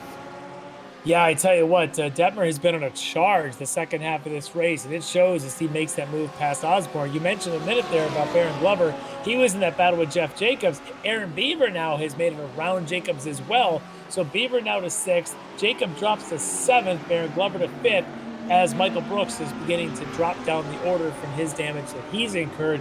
Meaning your leader in AM, Leo Dragotta, who had just been hanging on there a couple seconds back from Dan and from Michael Brooks. Dragotta now finds himself leading this race in the Dragon Sport Racing entry from the GT3 Am class. Great opportunity for him to maximize his points. I mentioned he was also fighting for a potential season podium spot. We'll see if this can hang on for the next 17 minutes and maybe, just maybe, come out of this with a class win. I'm looking at his season. He's had a couple of seconds in a row. In fact, the last 3 races, Dragotta's been second in his class. 20 minutes or less, he's got a chance to win this race and bring home a victory here in Am. All right, so Larry, I don't know if you saw what was just posted up on the screen there, as the stewards are looking at an incident between Ryan Reisman in the number 414 Cadillac GTP car and the number 16 of Travis Schwenke. Schwenke is on the pit lane currently, and he is taking service. I'm showing it now as his 3rd time down the pit lane. So the question is whether he's just taking fuel. Let's see if we can see exactly what happened. He's been in there for over a minute, so it's not just a fuel stop. Let's check this on the replay, and there it is. Looks identical to the Michael Brooks incident. Almost identical to what we saw happen to Brooks, as he just got clipped as the GTP car came right around the nose. Let's take a look here as the 414 machine, just gives him a tag and puts him into the wall. Yeah, it's one of those you ride side by side, and the way computers calculate to each other, they have to figure out who actually was in what spot. And unfortunately there, they got together, decided that Schwenke needed contact, and into the wall he went. I'm not sure Schwenke agrees with the ruling that he needed contact, but he's got it. So looking at the standings, he's going to stay in 2nd for a while, even if he sits in the pits. He's been in almost 2 minutes because he's completed 26.0 laps, while Joey Rutledge in 3rd has completed 20.4. Yeah, I don't know 6 that laps you could down. 6 laps in 2 minutes. Laps is 12 minutes. It's possible. Schwenke has to get out of the pits if he wants to have a chance here. and finishing second. The With points about tell 3 me, minutes left to go in the race, somewhere along yeah, those the lines. points tell me he might be okay with that. He might be only as long as he's in the top 3, but that's a tough chance to take unless you're Schwenke right now, probably getting out his abacus to see what kind of standings he would have if he finishes with 3rd place points. This is going to get pretty tight. He's got enough time to move the beads around. He'll get it figured out. All right, I'm glad you knew what an abacus was. You're the only one on the broadcast old enough. Thank you. Hey, at least it's not a Commodore pet. All right. Anyway, the only pet I had in when I was young was a Commodore pet. All right, so this battle, this Baron Glover and Aaron Beaver, say that 10 times as fast as these two are locked into a pretty tight battle. I knew you'd like that. These two are locked in. Aaron Beaver's been very quick. Glover's been consistent, so Beaver's going to have to find a way around Glover in maybe a challenging spots. This is the battle for 5th in GT3M. All right, not a big surprise there. Just got word that the 2 car has been, or the 02 car has been assigned incident responsibility. Curl and Andrew in that hit on Michael Brooks, and penalty assessed. I'm sure that's no consolation to Michael Brooks right now, who's on the pit lane trying to get his Porsche repaired. Yeah, I'm sure not at all, but that's the way sometimes racing goes, and luck just doesn't come your way every day. But this battle is definitely the best on the track right now between Glover and Beaver for the 5th spot in AM, and not too far behind him is still Jeff Jacobs clinging to this, but these two, Glover and Beaver, seem to have lost Detmer and Osborne out in front of them. Remember, Detmer was in this battle for a while, and he's now 7 seconds ahead of these guys, so Detmer just screaming up the track. Yeah, like he was shot out of a cannon. Yeah. And Dre Debot better watch if Jackson Detmer continues to do what he's doing. There's about 11 seconds between Dre for 2nd and Detmer for 3rd, but I wouldn't say anything's decided right now the way this race has been going tonight. And Larry, the stewards have made the decision there between in the incident between Ryan Reisman and Travis Schwenke, and I think like you decided that, well, perhaps there was a little bit of netcode going on there and no action taken. Yeah, that's a tough one to call. You go back and because you got all the telemetry, you can see, did somebody steer one way or another, who was aiming for what piece of track, and they probably said they both tried to avoid each other, and the computer said no. We'll blame that on the bots. Yeah. This is interesting. Oh no, that's contact. More interesting. That is big contact as the Audi of Aaron Beaver gets into the back of the Porsche of Baron Glover. And I was going to say, we saw earlier Michael Brooks and Mike Dam battling between Audi and Porsche. And this time, they both come together between Beaver and Glover. Glover gets away earlier. Both of them look like they have some damage. For sure on Baron Glover, look how slow he is. Yeah, you can see he's trying to limp it home, much like we saw Brooks do earlier, and the Air Kinetics Audi of Beaver barely moving as well, and Beaver is already gone for the tow. Yeah, wow, things change so quickly here. Let's catch the replay. Watch Beaver get it back. I thought the Porsche had the brakes on it tonight. Beaver here, late to the brakes, big time, and gets into the back of him. I think I know which way the stewards are going to lean on this one. Yes.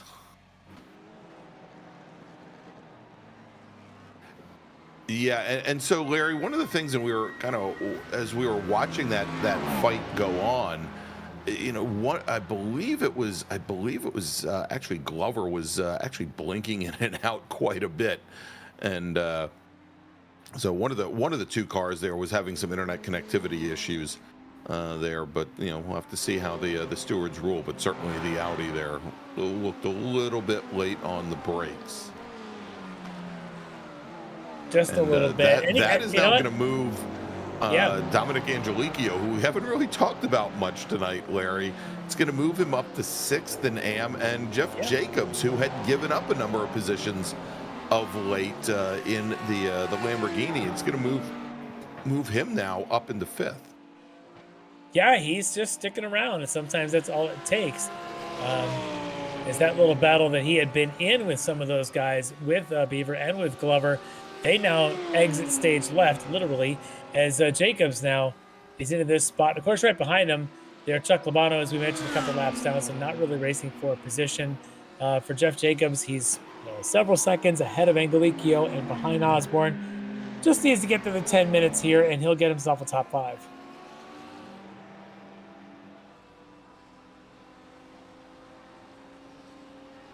But this is going to get interesting. That is Dre Divock, who's been quiet all night in the second spot in the Porsche from the wrong stuff.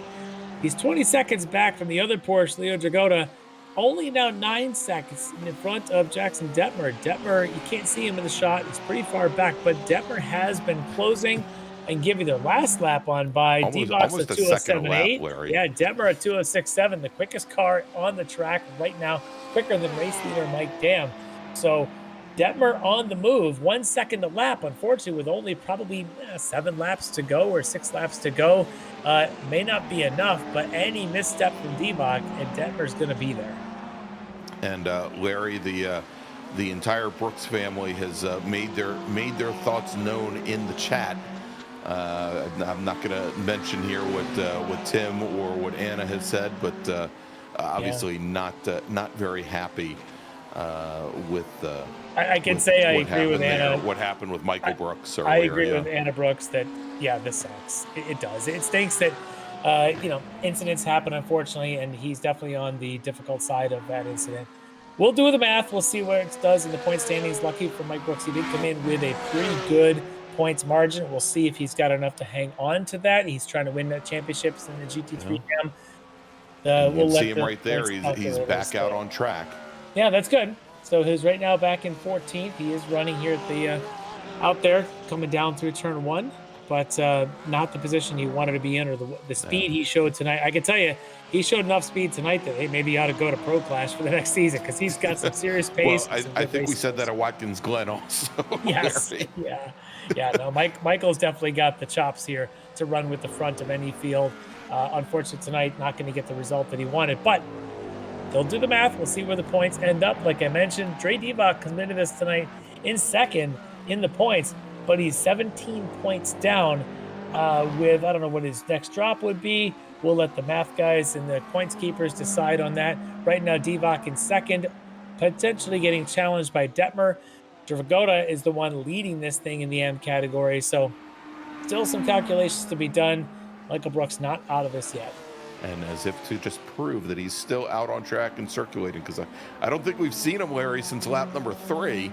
There is Palakui Grant currently with almost a 15-second advantage over Bailey Petrowski. He is your current overall leader. He has 3 wins so far on the season, looking for win number 4 here tonight. And if he can do it, that might clinch him the championship as he comes in with a couple of point lead on Petrowski, who is closing slowly. He's doing the same thing to Grant that Detmer is doing to Divock, as Grant might want to take this one carefully and conservatively, as those two leaders in their respective classes do not want to take each other out. Yeah, that's Leo Dragota in the 118 leading the GT3 AM. And of course, Grant, your overall race leader. Grant definitely just going to be patient with 13 seconds in the bank. Doesn't need. Oh, but he's touching the grass under braking. I don't know if I'd be doing that. And he's going to pass the other race leader. Mike Dam was leading the GT3s in the pro category. Both of them, please, no sir, after you. No, please, you no, first. No, please. Yes. Let me roll out the red carpet for you. Both of them doing it to each other very wisely. So Mike Dam, as this season's been going, remember that we came into the season with the Orion team choosing the Audi, thinking this was their platform. They've had, setups that maybe aren't ideal. They don't ever appear to be always the fastest car on the track. But as usual, this Orion team has been consistent in their driving. And Mike Dam, except for a couple of missteps, has had some pretty strong finishes this year. Even tonight, probably wasn't the fastest car on the track. We know Yago Moraes was quick. We know, of course, Michael Brooks was quick.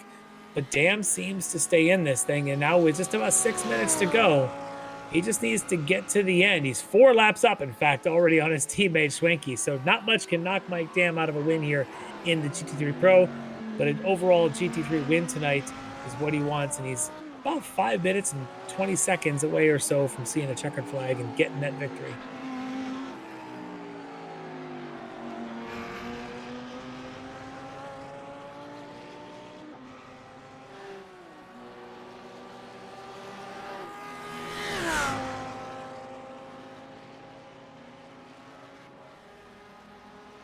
As we just check in with the AM field, looks like Baron Glover still has his car on the pit lane. And Beaver appears to, I'm looking to see if Beaver has rejoined. I don't believe so. Looks like he may have left the session. Yeah, that was a pretty hard impact. Probably was going to be some pretty substantial repair time to get him back out there.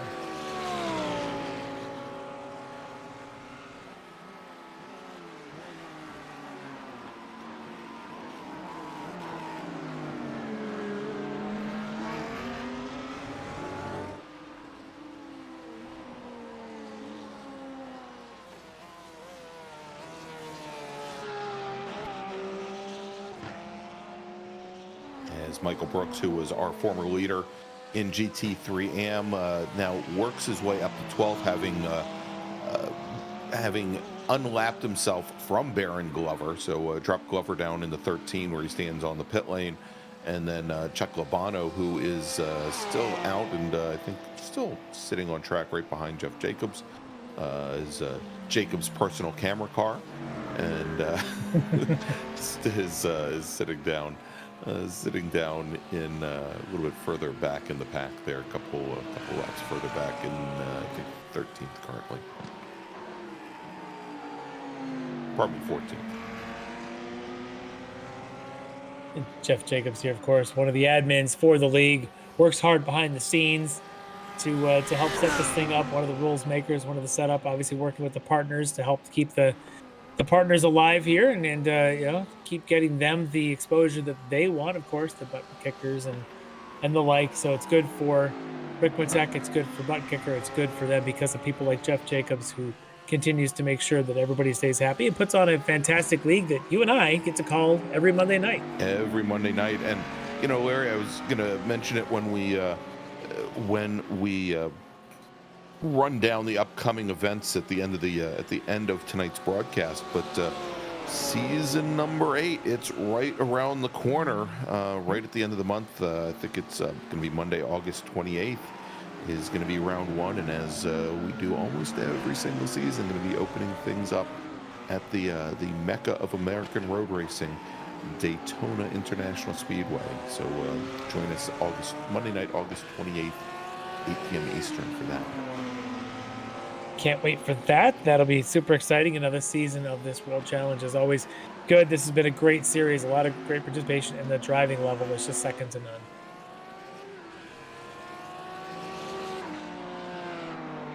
Of course, we've got other series we'll go through at the end of tonight too to talk about seasons getting underway soon. Touring Car Cup is going to have our finale next week, but another, as you mentioned, another series starting back up. It's going to be the Ricmotech Sports Car Series. It's going to start up Monday, August 21st. So just 2 weeks from now, we're going to be at Virginia International Raceway. Going to be our GT4 cars, and both in pro and AM categories, and also the new to the iracing platform LMP3 Legers as well. I had a chance to drive those, and last week to get a chance to test that out. Very cool little car. Yeah, you know, the joke there is those are dentists' favorite cars, so I don't know if we have any dentists signing up for the league, but certainly if you want to take the dental challenge, I don't know if that's a thing or not, but I'm going to start it, #dental challenge in the LMP3s. They are actually fun cars, make pretty good sounds as well. That'll be a nice addition. Amazing sound.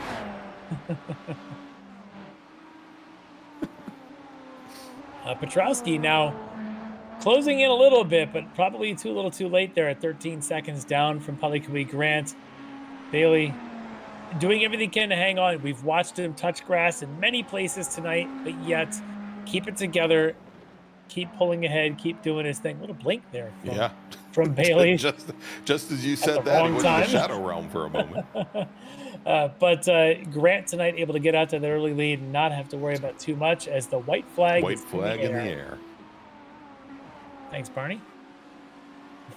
He gets around.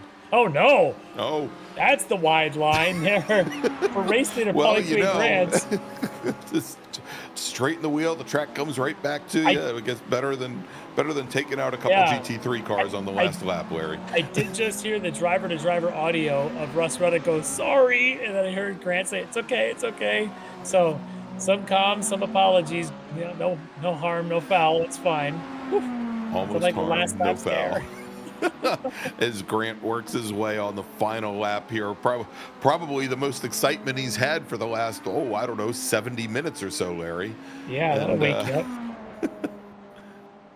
As he looks for win number 4 here this season. And Larry, I saw a post from iRacing that it sounds like the GTP field is going to get a little bit even more diverse. That'll be interesting. Coming up, with adding a couple more chassis. Couldn't tell exactly what they were underneath as they were underneath car covers, but there are only a limited number of guesses that we need to make, I think. Well, we'll see what happens when they finally get around to that announcement, but nothing need to announce here. No, as Palakui Grant comes onto the Road America straight for the very last time, heads up to that tire rack bridge and takes the checkered flag with his 4th win here in season number 7 of the Extreme Motorsports Ricmotech World Challenge. Palakui Grant is your winner. Bailey Petrowski will finish in 2nd, and I believe right behind was that, I was looking to see if that was Mike Dam. It wasn't, but Ben Rose will come home 3rd in GTP tonight. Oh, so a great finish there for Grant. I suspect we're going to see him at the top of the point standings. Bailey Petrowski, a great effort as well. Probably going to end up 2nd in the points for the season. Those two have been stellar all year long. And for Ben Rose, able to take the podium here. He's had a couple this season. Great finish for him. Renee Takahashi going to come around here. Looks like to take 4th in class. Takahashi's had some ups and downs this season. Great to see him finishing strongly here at the end of this race. Here you go. So Takahashi's going to finish just off the podium in GTP. In GT3 Pro, Travis Schwenke already crossed the line to take 2nd place, but now coming up the Road America straight, his teammate, your winner here tonight at Road America, and we believe your winner in GT3 Pro for season number 7, it's Mike Dam. Taking the win in GT3 AM, it is Leo Dragata from Dragon Sport Racing, pardon me, and we're waiting to see where Dre Divock, who's coming out of the final corner right now, there's the driver of the number 12 machine, the Ronald Stuff Racers heading up the hill. He will come home 2nd tonight in GT3 AM. But Jackson that guy, Detmer, Jackson what a run Detmer, for him tonight. Like he was literally shot out of a cannon in the second half of this race. Just a couple seconds behind Divock at the end. I remember at one point he was about 15, 20 seconds back. Detmer, running great in like 8th effort position. there. Yeah, great finish for a podium there for Jackson Detmer. Great effort. That, if we're giving out Driver of the Night awards, he's definitely going to get a couple nominations. Yeah, I would definitely put his name in. And then Joey Rutledge takes home 3rd in GT3 Pro, with David Payton coming home in 4th. All right, so Larry, let's do this. Let's take a quick break. Let's thank some of our sponsors. And when we come back, hopefully some of our podium finishers will grace us with their time, and we'll be able to get some interviews here at the last round of season number 7 that you have just seen here on Apex Racing TV. It's the Extreme Motorsports Ricmotech World Challenge, and we'll be right back.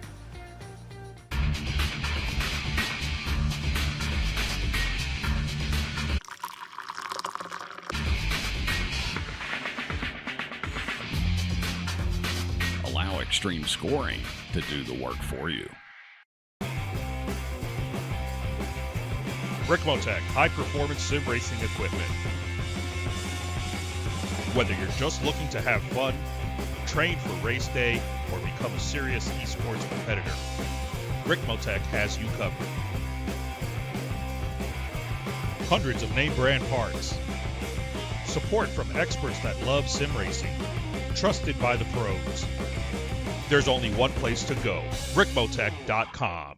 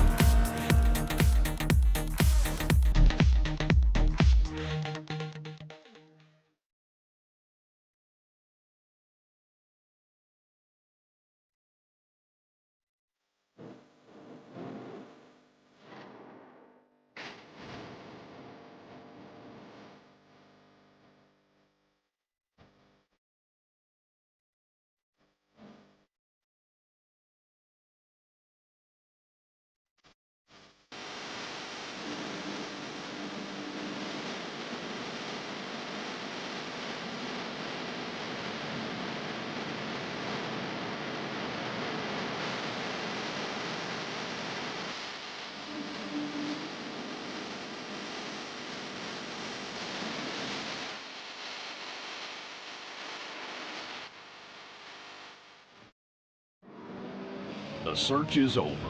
The most comprehensive league scoring solution is here, with the ability for multi-level championships, custom incident tracking, post-race time penalties, support for heats, drop weeks display, multi-car team scoring, advanced web widgets, rookie championships, a custom paint system, and load those results in seconds. Visit extremescoring.info today. And welcome back to the National Park of Speed, Road America, where you've just seen the Season 7 season finale of the Extreme Motorsports Ricmotech World Challenge presented by Performa Elite and Buttkicker. And again, want to thank Buttkicker once again for the great prize that they are going to be giving that at the end of season celebration for our World Challenge racers. One of our lucky drivers is going to win a Buttkicker Gamer Plus package valued at $279.95. And if you want to find out more about Buttkicker and you want to turn up the immersion in your sim rig, visit thebuttkicker.com. All right, so Larry, I believe we have a couple of our drivers. They're all sitting there ready to go, ready to talk to us here. Let's start off with GT3 AM, and the first thing we're going to do is we're going to bring in Dre Divock, driver of the number what number is Dre? Dre's the number 12, the Wrong Stuff Porsche, finishing second tonight in GT3 AM. All right, so Dre Divock joining us, and Dre, I tell you what, consistency pays off tonight, as there would seem to be just tornadoes all around the Wisconsin area. You come out with a great second place finish tonight. You've got to be a bit relieved, huh? Yeah, I'm pretty relieved. There was a lot of stuff happening around me, and I just was pretty scared the whole race. So I just tried to keep the thing on the track, man. That's all I wanted to do, and I'm pretty happy with P3 overall, definitely. So while you're running up there and you're having a good result and you're doing your thing, but are you watching where Michael Brooks is, and are you seeing that when all of a sudden he had his incident and he drops down the order? Are you in your head trying to do the math to see on the points where you're going to be? I knew what the points had to be. If he didn't show up and I got third overall, I could have taken it. I knew it was going to be close, but we were just talking before this, and I'm like, no, there's no way I'm going to catch you because you did finish. You're going to get some points. So I think, what is it, a 4-point difference there at the end? Yeah, it was close. It was definitely close. Yep, I think it's going to come down to maybe 4 points, Larry. 12 points? 4 points. No, 4 points. 167 to 163. Yeah. It's all right. I didn't have a good start of the season and finished strong, so I'm happy with that. But just didn't have the pace tonight to keep up with some of those guys. They were really, really quick tonight. Yeah, there's a lot of good paces out there, but I'll tell you what, consistency definitely paid off tonight. Just keeping it on the track. We saw a lot of folks getting caught up in incidents that took out their night. And with 75 minutes of doing it, you had to stay on the track and get it done. And for you, podium finish was the result, which is an awesome result here. A great way to wind up the season. And finishing top 2 in your class is a great feat as well. I'm sure, though, your Wrong Stuff team and some other folks you want to give a big shout out and a thanks to for the success here. Oh, of course. My whole team, they've just been awesome. We get together all the time, practice, and everybody's learning a lot from each other. And definitely got to give a shout out to our sponsors, Dangerous, WC, 91 Liveries that make our awesome liveries out here. UB Safe, Buttkicker, Maconi, Abruzzi, and Sim Dash Motion. I appreciate all those sponsors that have been helping us out through the season. Well, awesome stuff here. Podium here tonight. Second place overall in AM for the season. Great success, and hopefully we'll see you back for the next season. And but you get to go savor this one for a little bit. Maybe we'll see you in a few weeks. Yes, sir. You guys did a great job this season. Thank you guys for putting on a great event every other Monday here for us. So yeah, it's been great to go back and listen to you guys. So thank you. Thanks, Dre. Appreciate it. Dre Divock taking home second in the season points with a podium finish here tonight. All right, Larry, and so let's move over now to Leo Dragata for Dragon Sport Racing, the number 118 Porsche, and he will come home third in the championship this season. All right, so Leo Dragata's joined us here now, taking home the win in the GT3 AM tonight. Oh, that's not Leo. Oh, that is not. Oh, hey, we'll it's get Mike to Dam. that guy later. I got an itchy trigger finger. Hold on 1 second. Sorry, Mike. Mike Dan getting pulled mistakenly in early. Nope, Look at that's Sam. now we've got Leo Dragata. All right, so Leo, we've got you in here, taking on the win in the M category tonight, and honestly, just a couple card lengths off of the GT3 overall for the night. What got into you tonight? Did you just have a good night, good setup, good practice? What was it? You had great pace. Well, actually, I had no practice because family friends were over, but tonight's practice session, I was a little slow, then put the quali setup on, and it just clicked, and everything went well after practice and quali. Yeah, it definitely seemed to, as you were just sort of hanging around there. You know, you had to be watching in front the Mike Dam and the Michael Brooks battle. Were you just trying to keep your eye on that in case something happened, or were you hoping to kind of mix it up with those guys before then it all went apart later on? Michael is way too fast, so it's like I just gotta hold my line and drive clean because Dre was coming up every now and then when I would get held up by traffic, but I tried to keep with them. Every now and then they would get held up by traffic and I would catch up, but I wasn't gonna fight them even if I catch them. Yeah, well, tonight being consistent and pretty darn quick gets you some good results, and for you, it gets you a win in the M class and a second in the overall the GT3. Great results, and I believe this is this season your first victory in class. So congrats on that. But I'm sure you got some folks that helped you along the way to get you to this victory. Yeah, Lucas, a teammate, he was doing strong, but I think he might have crashed out. I don't know. But anyway, you guys with this awesome stream every Monday night, and I guess this league has been awesome. It's just so awesome. My endurance team, my new endurance team, Team Tiger Blood. It's been really fun with all the guys. We've been doing endurance races on the weekends, and yeah, that's pretty much it. Well, all those endurance races is a lot of seat time, and it's a lot of opportunity to continue to hone the skills and go faster. And for you tonight, you were one of the fastest, taking home the win in the AM category, and you're going to end up for that, I believe, third overall in the GT3 AM for the season. So congrats on that finish. A season podium is never easy, and for you, you just keep getting faster each week. Hopefully you're going to come back with us on the next season here. We started up in a couple of weeks. Definitely. All right, well, awesome finish here tonight, taking the win in GT3 AM is Leo Dragota with that victory here. Beautiful stuff. Congrats. Thank you. And there you go, Larry, Leo Dragata. And, you know, I think he has matured immensely. Yeah. And he's also, you know, improved on his use of the word awesome over the course of our 7 weeks season. But congratulations to Leo Dragata. It was a great run for him tonight. Yeah. All right, let's move over to GT3 Pro. And I believe we got to bring in. Well, hopefully he'll do more than just grunt at us this time. He'll actually talk to us. Hello. Mike Dam from Orion Racing, who Larry Mike did take the championship by 5 points over teammate Travis here tonight.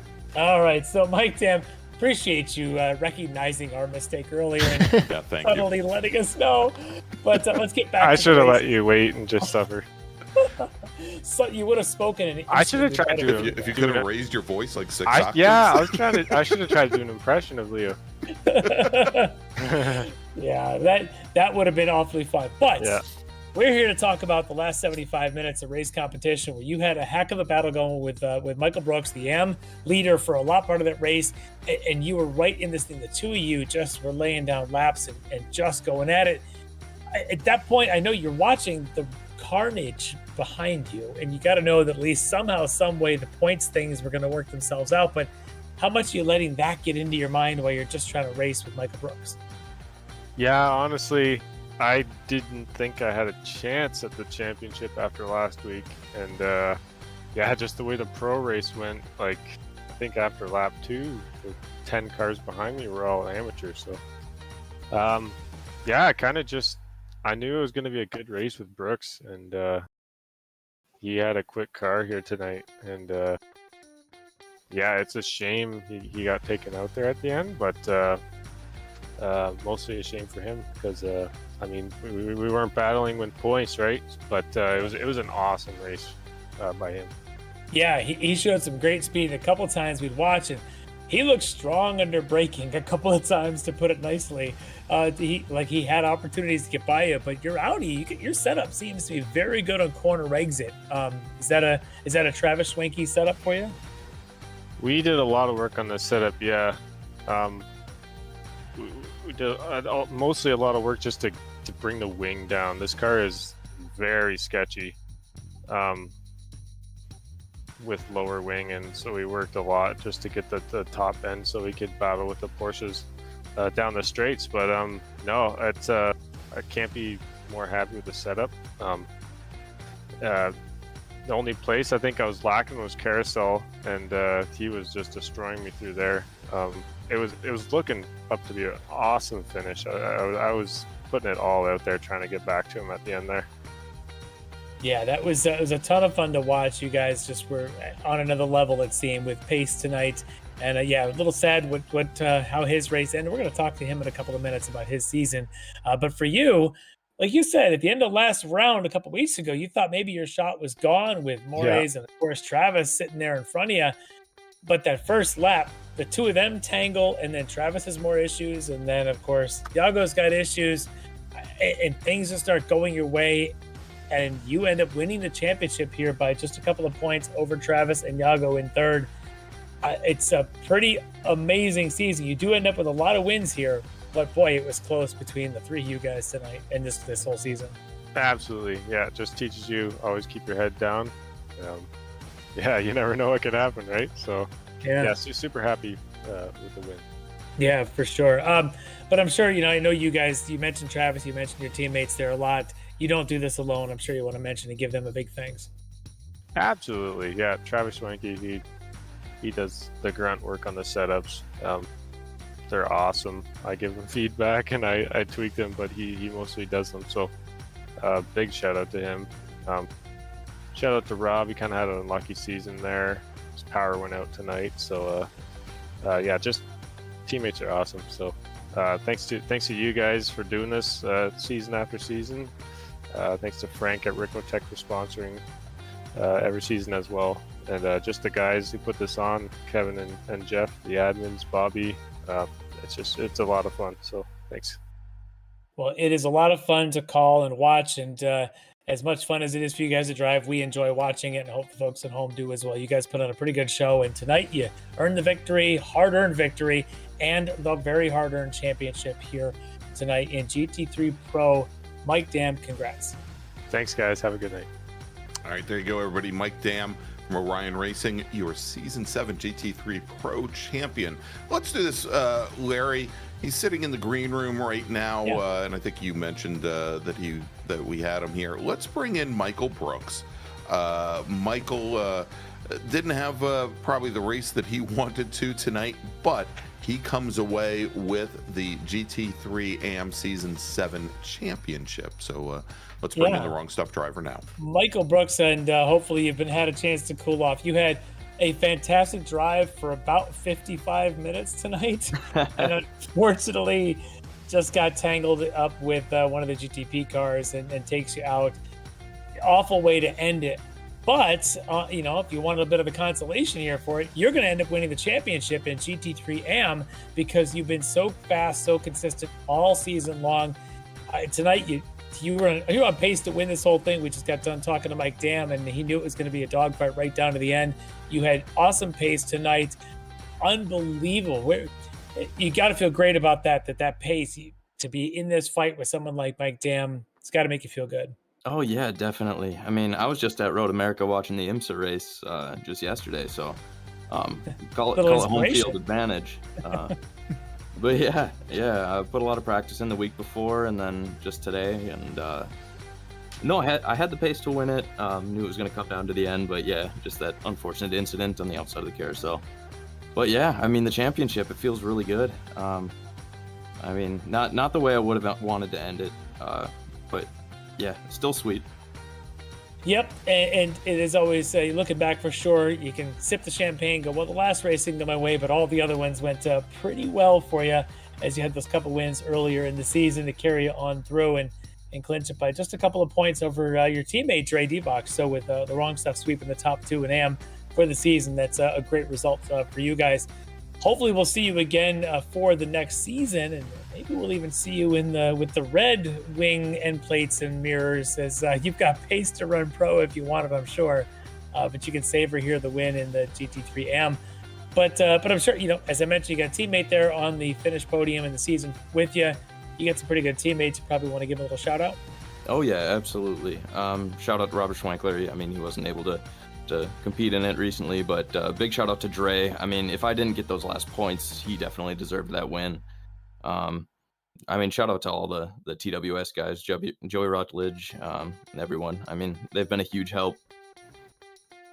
Yeah, awesome way. The team's really coming together, and you guys are going to take home some big season hardware for all that effort. So congrats. The night may not have gone great, but it's going to have a nice, sweet ending for you here with the championship. Yeah, absolutely. I mean, before I go, I want to have a big shout out to my wife. Been a big supporter of me doing the sim racing. Shout out to my brother, Jeff. He's going to be joining the AM class next season when I move over to pro. So cool. Hopefully he had some fun to it too. Yeah, thanks everyone, and thank you guys for putting this on. All right, well, congrats, Michael Brooks, and can't wait to see your brother out here in a couple weeks for the next season. That's going to be great to watch. Absolutely, thank you. All right, everybody. Michael Brooks from The Wrong Stuff. He is your Season 7 GT3 AM champion. All right, so let's move over now, Larry, to GTP. And we're going to start off with, well, it'll be the second time we've spoken to him this evening, but finishing second tonight here at the National Park of Speed, driving the number 15 Petro West BMW, it's Bailey Petrosky. All right, Bailey, well, we talked to you going on about it seems like an hour and a half ago now, and you were just kind of hoping to hang on to this thing and see where it wound up. You seem to get the Gritty Award tonight for the grittiest drive. I can't imagine how many times we saw you touching grass here and there in the car, almost losing it, but you still managed to bring this thing home in second. What was it like from inside the cockpit? Oh, it was so nerve-wracking.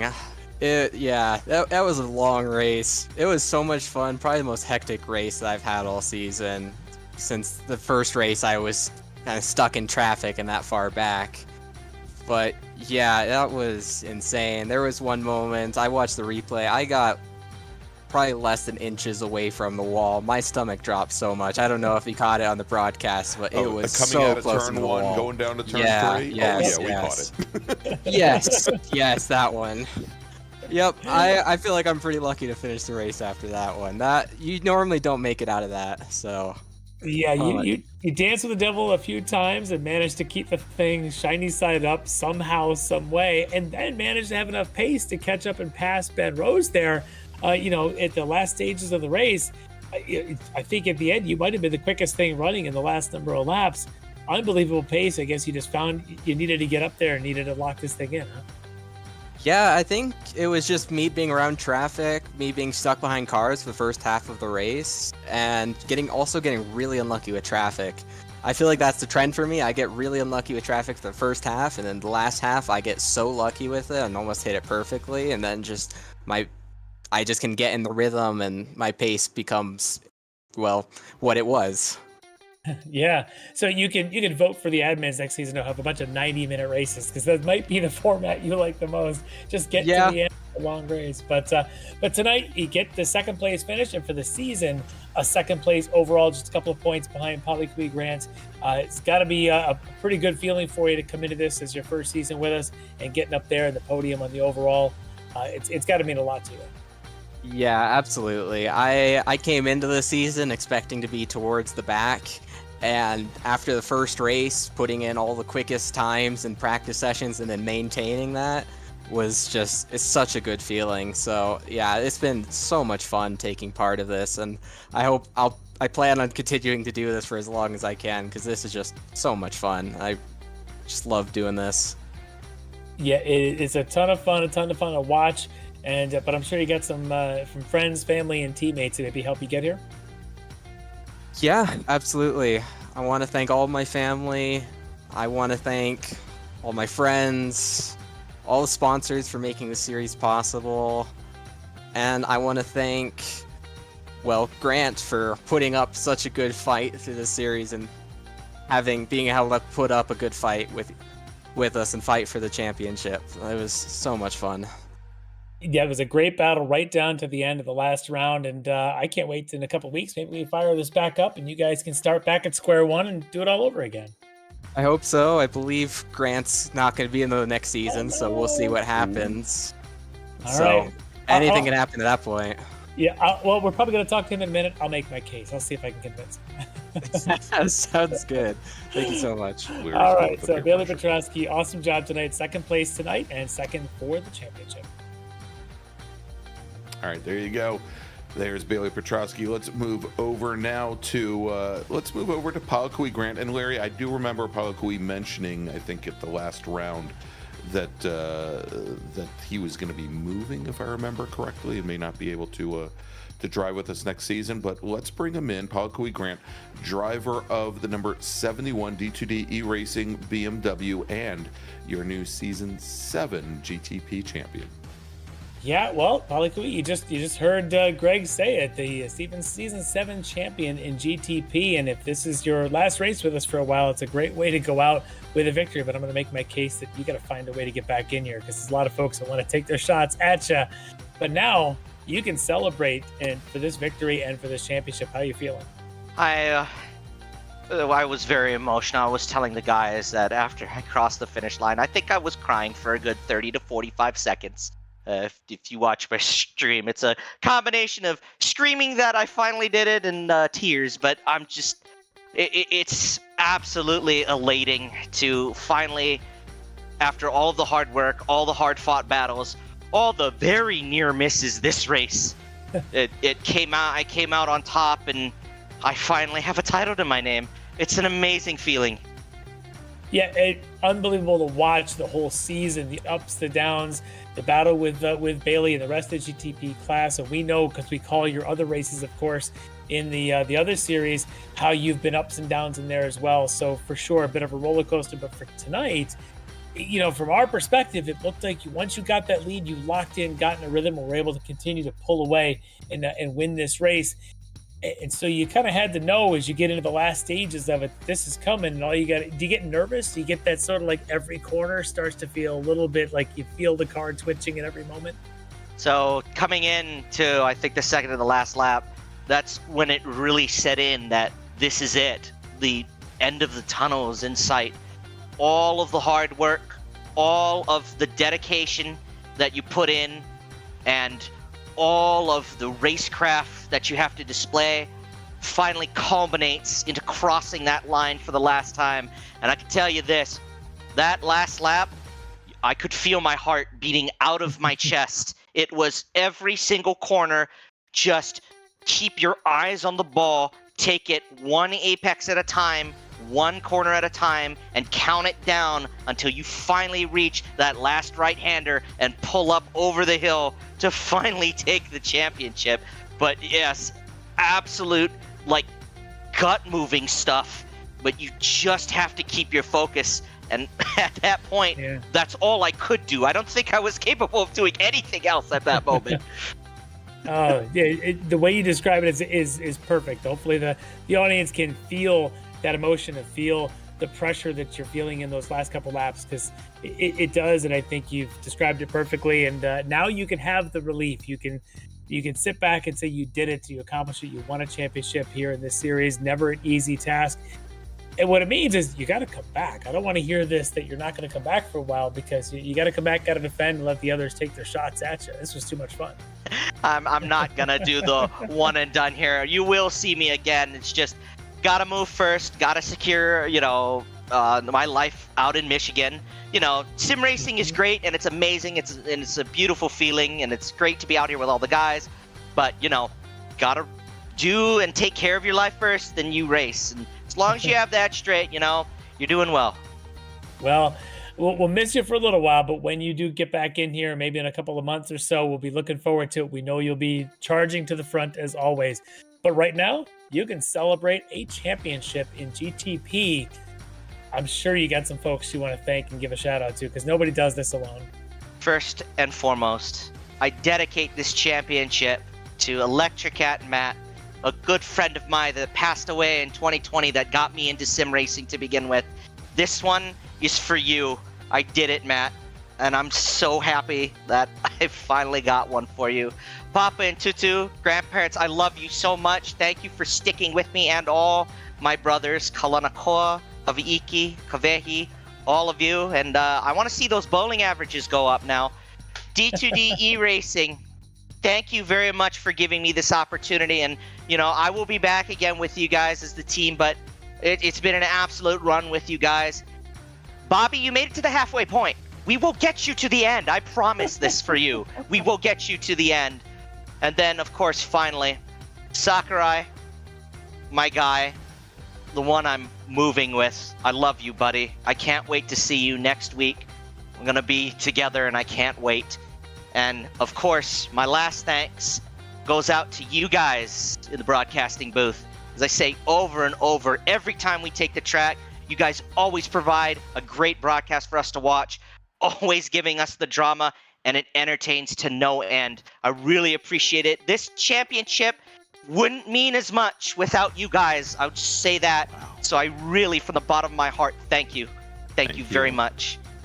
Well, thank you, Publicly Grant. You expressed it so well, and we definitely appreciate that we can help you and make this even more exciting and more fun for you and all the other folks, families, friends, and everyone else that watches in each Monday night. We'll miss you for a little bit, but we're looking forward to your valiant return here, hopefully in a couple of months when you get things settled in. It's going to be great. But for right now, go savor this one. Enjoy it. You've earned it. It's never easy. A championship is in the bag. I'm so glad, and thank you very much, you guys. Aloha oi, ahui ho. Farewell until we meet again. See you guys next time. All right, there you go, everybody. That was Publicly Grant, your Season 7 GTP champion racing for D2D E-Racing. And so, Larry, at this point, we would normally start to wrap things up, but I have one more person sitting in the green room. He's one of our admins, and I think he usually comes in to give us kind of the end of the season state of the league. Well, we've got something to give away, and that could very well be it too. Let's bring in Jeff Jacobs from Extreme Motorsports.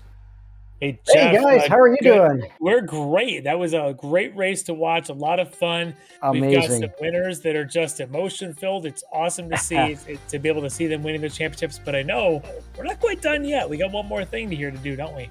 No, isn't it exciting? I mean, those guys really put some effort and work and practice and just week after week of racing. So it's great to see it all pay off for them. And we're really excited. Buttkicker stepping up again as one of the co-sponsors of our series here. And we are really excited to give away another one of these Buttkicker Gamer Plus systems. $279 value there, a 90-watt power amp. You know, just really adding to the immersion for the drivers and their experience. And you know, it's exciting to see all the developments that iRacing is making to the sim, and when you can add, you know, this extra dimension to it through these Buttkicker systems, all the better. So we're really excited to give one of these away tonight. Well, that's awesome, Buttkicker. We appreciate their involvement here and willing to give away another one of these prizes. But do we want to announce who that winner is? You got it. Our winner, and this is going to be, I think, a nice consolation prize for prototype driver Bailey Petrowski. So, really excited to have him win that. Well, awesome for Bailey. He was in the waiting room a minute ago. Yeah, he's gone, Larry. Just dropped. Maybe he didn't want to talk to us the third time, as he's been in here a couple times tonight, pre-race and post-race. Right. But if we can get him back in, we will. If not, he's here tonight, and he'll enjoy that prize for sure. But Jeff, this has been great. We love having Buttkicker involved, and if they want to do it again, we'll be happy to bring them along again. But from your perspective, what a great season, huh? Yeah, I mean, great participation, both, you know, classes, just, you know, strong attendance, and when you see the quality of the driving, I mean, what an AM field we had this time, right? I mean, tonight's pole sitter in the GT class was a former AM driver. Now he just became a pro driver, and I think we're going to be promoting a few more of those folks up there too. And you got to be impressed too with that young driver, Mr. Leo. There, he's really progressed leaps and bounds this season too. Yeah, he's got so mature, taking the win on AM tonight. Just a couple car lengths and winning the overall GT3 tonight. He's great. And yeah, Michael Brooks had a great night. Really strong AM field. Top to bottom, these races just continue to get better week after week. It's a ton of fun to call them and to see them firsthand each week. And I can't wait for the next one to start. Absolutely. I see Bailey has rejoined us there in the waiting area. Should we go ahead and pull him in? We can pull him in. There we go. All right, so Bailey Petrowski for the third time tonight, but this might be your favorite time. Third time. You are the winner of the Buttkicker prize. So congratulations. Oh, thank you so much. I just read that last second. I walked away from my computer, then everyone was telling me to come back, so I made it here. So yeah, I wasn't expecting you back in the interview room a third time. I'm kind of at a loss for words. I wasn't expecting to. I very rarely win stuff like that or win raffles or anything. I don't know. So it's awesome. Well, hey, that strong points total for the season, Bailey. It paid off this time. It got you those extra entries into that drawing. Oh, yeah, that's awesome. Thank you so much. I want to thank Buttkicker for that. That's awesome. Well, congratulations, Bailey Petrowski, for winning the Buttkicker prize, and we definitely appreciate Buttkicker's involvement again this season, and a great way to wind up the season here for all of our entries and all of our drivers. Another fantastic season here in the World Challenge. Well, thanks so much, guys. Terrific broadcast again tonight, and we're really excited about next Monday with our finale there for the TCC Series at Daytona. It can't get any more exciting than that, for sure. That's right. And there you go. Jeff took the words right out of my mouth. Larry, let's do this. Let's go ahead and start to wrap things up. We'll take a look at what we have coming up in the next couple of weeks. And you heard it from Jeff. Next week, August 14th, Monday night, 8 p.m. Eastern Time, round number 11 of the Ricmotech Touring Car Cup, our Mazda MX-5s and GR86 Cup cars. It's the 60-minute finale from Daytona.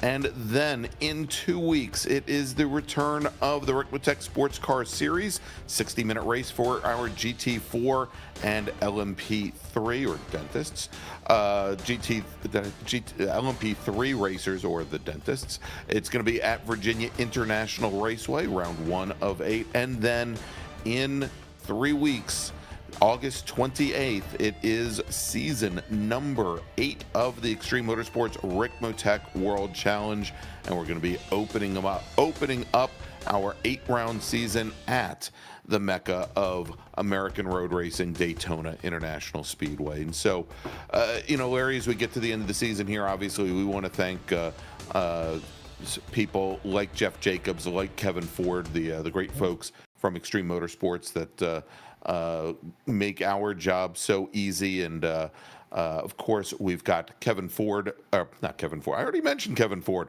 You mentioned him twice. It's okay. He does a lot. We've got Lee Thompson and the great folks from Apex Racing TV that bring you these wonderful broadcasts each and every week. And Larry, thank you.